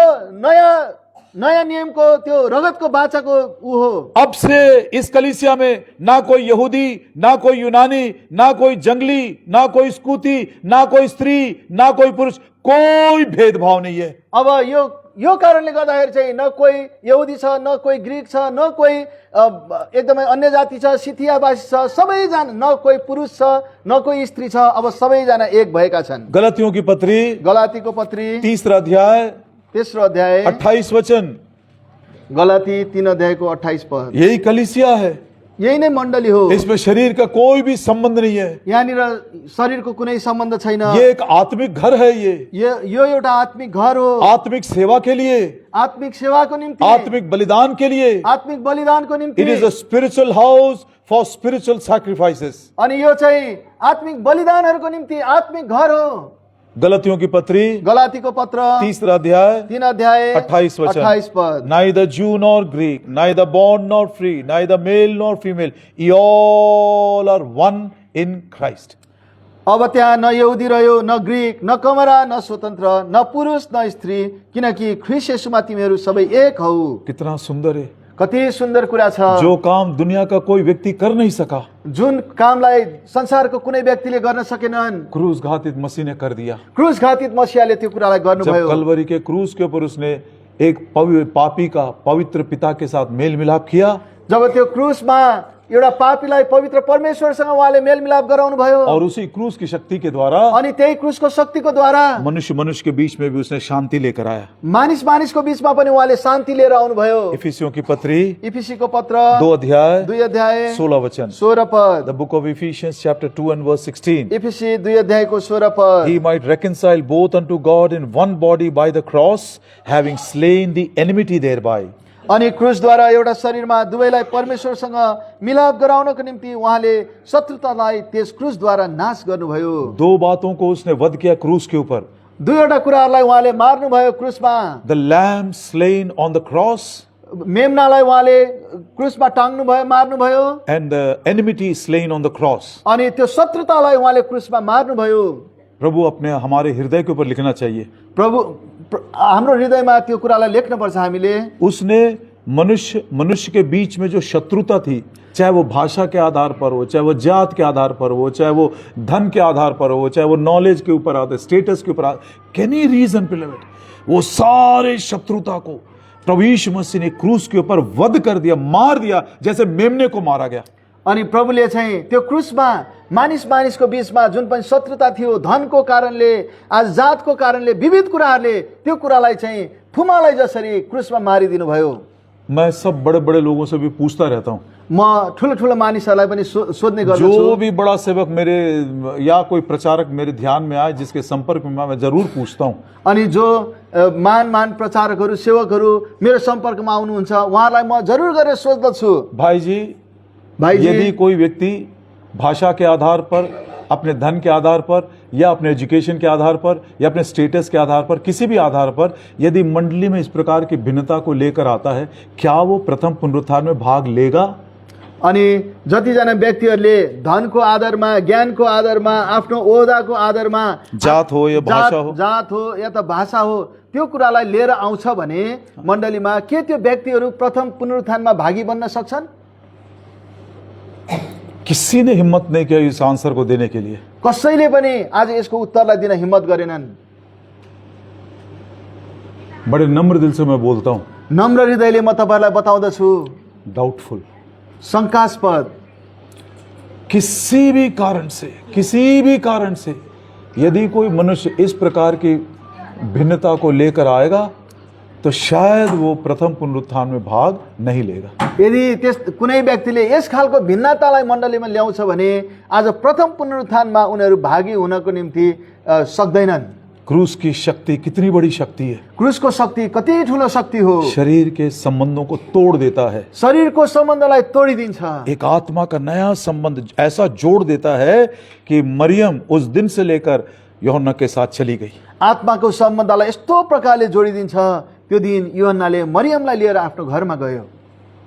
चौथो, क्लोपा की पत्नी मरियम। क्लियोपासको पत्नी मरियम। पवित्र शास्त्र बाइबल में, पवित्र शास्त्र बाइबलमा क्लोपा की पत्नी मरियम के लिए प्रभु ने कुछ किया, इसका हमको कोई भी रिकॉर्ड नहीं है। क्लियोपासको पत्नी मरियमको निम्ति के काम गर्यो त्यो हामीलाई यहाँनिर अभिलेख राखिएको छैन। हम मरियम से पूछ सकते हैं, हामी मरियमसँग सोध्न सक्छौं, क्लोपा की पत्नी मरियम, क्लियोपास की पत्नी मरियम, प्रभु ने तेरे लिए कुछ भी नहीं किया, प्रभुले तपाईको निम्ति केही पनि गर्नु भएन, कुछ भी रिकॉर्ड नहीं है, कुनै पनि अभिलेख छैन, फिर भी तू उसके पीछे लगी है, तरै पनि उहाँको पछि लागिरहनु भएको छ, क्यों यहाँ पर खड़ी है? तपाई किन यहाँनिर उभिरहनु भएको छ? वो क्या बोलती मालूम? अब उसले के भन्छ तपाईलाई थाहा छ? यही मेरे जीवन की आशा है, यही मेरो जीवनको आशा हो। मेरे लिए कुछ ना भी हुआ, मेरो निम्ति कुनै पनि काम भएन होला, मेरे बच्चों के लिए, मेरो बच्चाहरूको लागि, आने वाली पीढ़ी के लिए, आउनेवाला पिढीको लागि यही मेरी आशा है। यही मेरो आशा हो। पुनरुत्थान के दिन पुनरुत्थानको दिनमा 2 लोग बैकस्लाइड हो गए थे, 2 जना व्यक्तिहरू एकदम पछि हटेका थिए। उनमें से एक का नाम क्लोपा है। अनि त्यसमध्ये एउटाको नाम क्लियोपास थियो।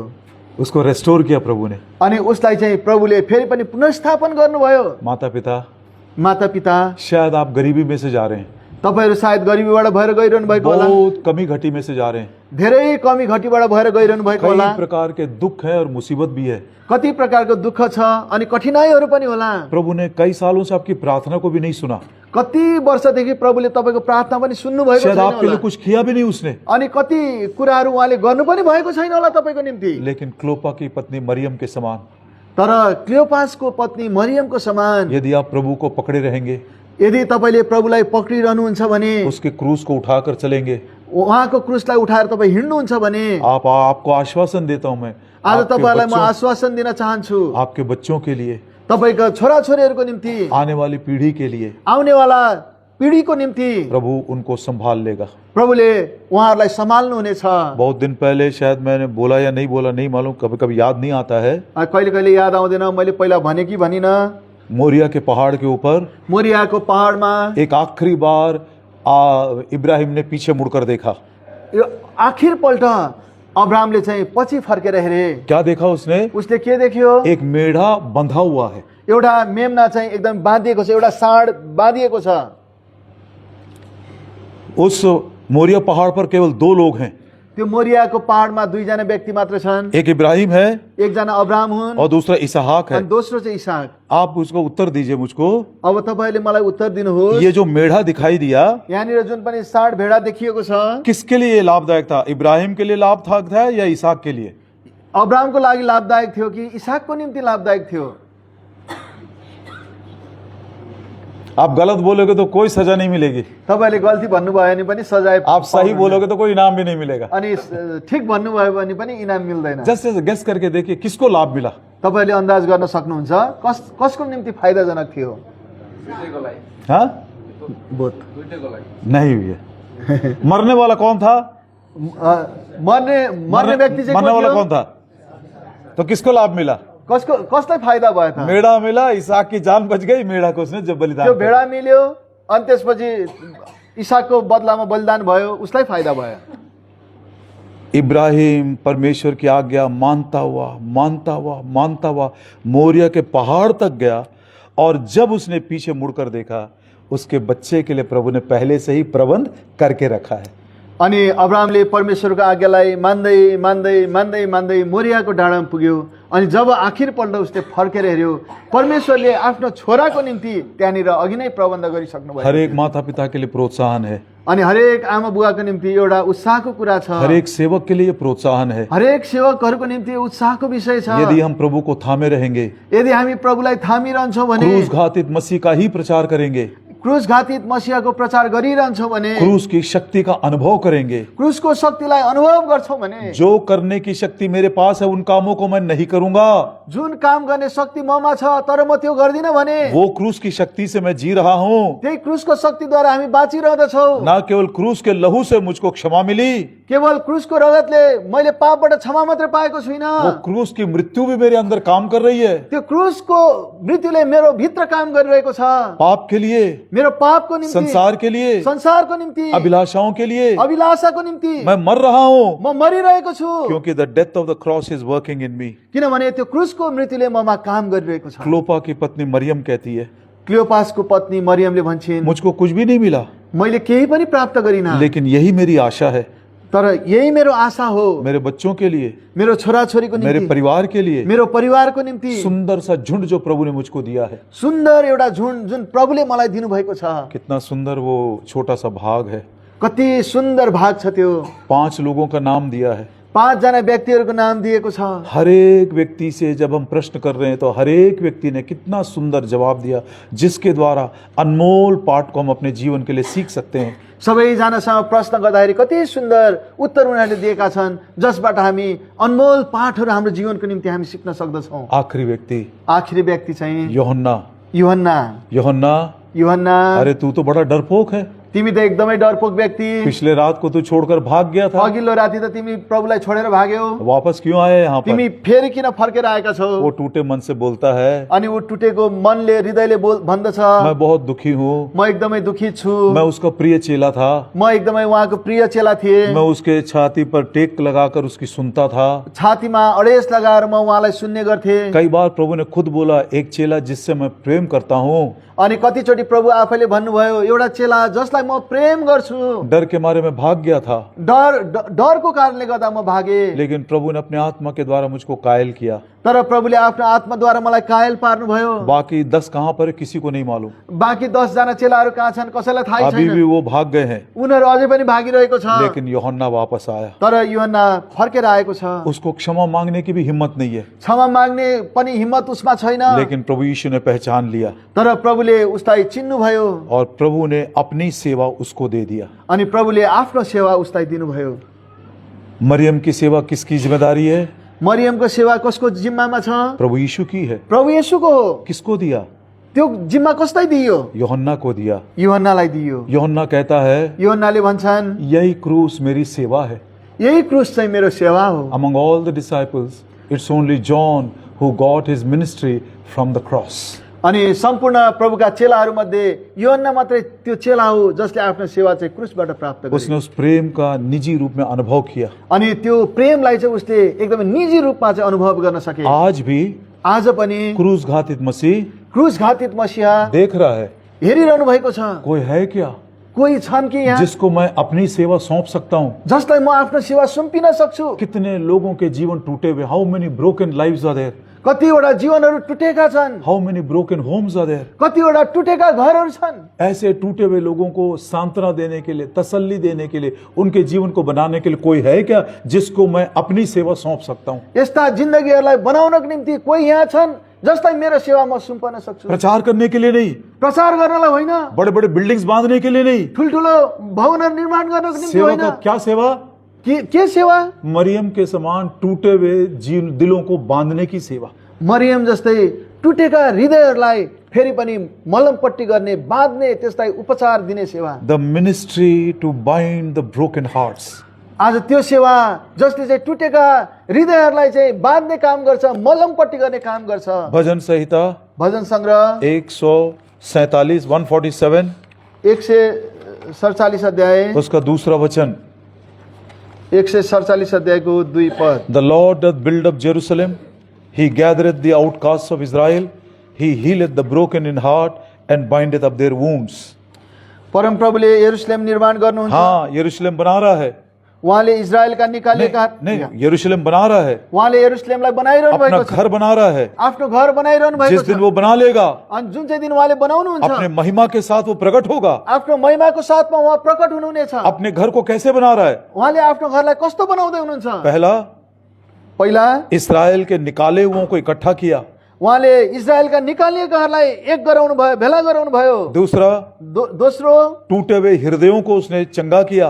उहाँले टुटेका हृदयहरूलाई निको पार्नु भयो। और तीसरा, र तेस्रो, जो घायल थे उनके पट्टी बांधा। र जसमा चोटहरू लागेको थियो, घायल थियो, उनीहरूलाई चाहिँ मलमपट्टी गर्नुभयो। Think about it.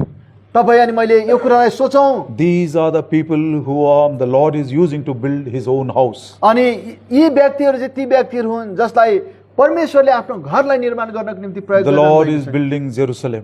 परमेश्वरले यरुशलेमलाई निर्माण गरिरहनु भएको छ। When He builds Jerusalem, He will come in His glory.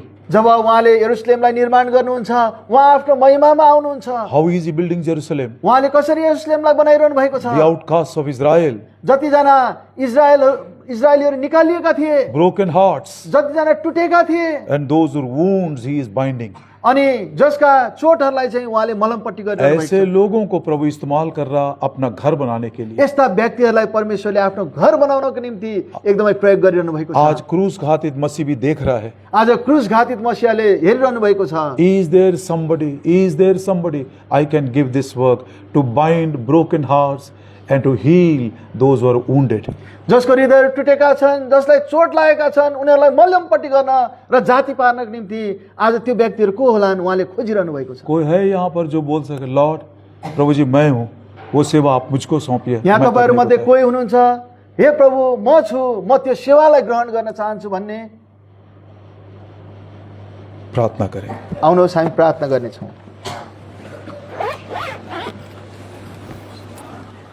हमारे प्रेमी स्वर्गीय पिता, धन्यवाद देते हैं प्रभु जी, क्रूस का ये संदेश सचमुच